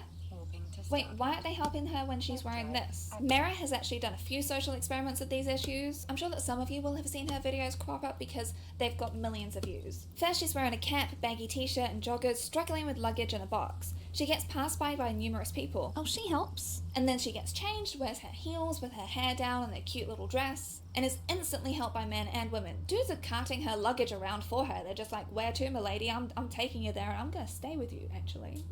Now, you could say this is pretty privilege at play, right? But aren't men meant to be protectors and providers to everyone, no matter what? Would you care if I were ugly? Well, yes. I mean, you're not only gonna be nice to women that you're attracted to, right? Desecrate the house of God! So she did it again with luggage going downstairs. First with the cap, baggy clothes, no glam. Oh, didn't even notice. Oh, she helped. That's nice. And then when she's in full glam with a cute white dress, everybody is willing to help her very happily. Or there was this social experiment where a man was upskirting a woman very obviously to people around him. Does anybody react? Yes, they all notice, but none actually do anything. The only one to step in and do something is a woman who literally grabs him by his bag strap. She is utterly berating him. Upskirting is a crime, by the way, in many countries. On the 9th of October last year, this man was accused of groping it up. Wait, these guys killed these guys by accident. And a group of women apprehended him, and the one man Oh, I'm dead. well. He literally Wait, that was a good outcome. to make sure he couldn't leave. Is this chivalry or community care? Because there is a lot of overlap when it comes to chivalry and manners. When was What it is the night difference between suddenly? them?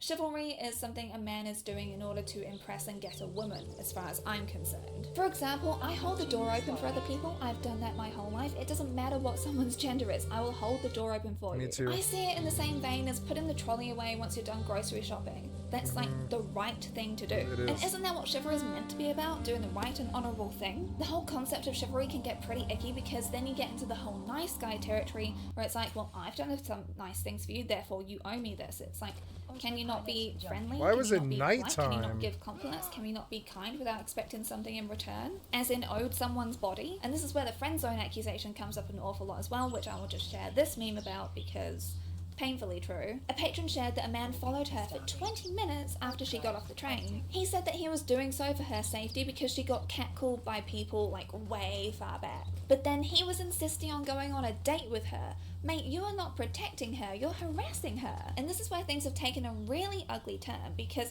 this woman was helping a mother who was struggling with her things and her baby, and both were struggling because they were both handling a lot of stuff. And men just kept walking past them, not offering to help. And the comment section on that video, This poor mother with 3 children carry her stroller down the stairs. They just looked and kept walking. a strong, independent woman, figure it out. Welcome to equality. Oh yes, equality is not participating in community care. Oh, how lovely. I love society. With the birth of modern feminism, there came the birth of the girl boss I don't know. Modern feminism killed chivalry. There's a reason that our grandparents have the cutest love stories. And oh, honey, our grandparents do not have the cutest love stories. That is a whole other topic for a future video. You want to be equal? Fine. We'll punish you instead. I used to hold the door open for everyone if they were behind me until some woman with blue hair called me sexist for holding the door. And she didn't need me to do it for her, so I walked in and closed the door all the way behind me. Girl was mean to me once, so I'm never doing anything nice to anyone ever again. Every single woman, person of colour, or marginalised person is just laughing at this sentiment because if we stop doing things because a man was mean to us once whilst we did it, the world would stop turning. It's so funny to me how the want to be treated equitably gets confused with I now have the right to punish you. As Keyline Lana shares from her experience as an autistic woman. The reason that men mistake your kindness and politeness as flirting is because they themselves would never be kind or polite to someone they weren't attracted to. As an autistic woman, and knowing that there are so many autistic women who also experience the same thing, I think the key difference here is that it tends to be more dangerous for us because we are autistic. Because many of us struggle to pick up on social cues, it's harder for us to identify when a man is flirting back, whereas a neurotypical woman would be able to clock that easier. And if you're high masking, then a lot of your masking behaviors, like prolonged eye contact, could also be misconstrued as flirting as well. But these things wouldn't really be an issue if it weren't mostly men doing this. And this, combined with all of the notions of chivalry, is why some men confuse women's kindness as flirting, because you're not encouraged to be kind to each other unless there's an ulterior motive, unless you want something. And I see guys commenting saying that, oh, well, I never get compliments, so of course I'm going to think you're flirting. And it's like, it's really sad. You should get compliments. When was the last time you gave compliments to each other? That's what I want to know. Why is it that it comes to women having to do this stuff? Like, it's patriarchy that has taught you that you need to fear homophobia so much that you can't be nice to each other. That's the bad thing. And back to the whole looks issue, a 2012 British Psychological Society article shares, men behaving nicely. Selfless acts by men increase when attractive women are nearby. Men put on their best behaviour when attractive ladies are close by. When the scenario is reversed, however, the behaviour of women remains the same. They were using an experiment of public donations. When they were being watched by an attractive woman, men donated more money, competing with others. However, when another man watched, donations didn't increase. Dr. Ardell said, the research shows that good deeds among men increase when presented with an opportunity to copulate. Theoretically, this suggests that a good deed is the human equivalent of the peacock's tail. It really makes all of those chivalrous gestures take on a whole other light, doesn't it? This is another way to look out for faux feminist men, or brocialists, like I've talked about in the past. Like, how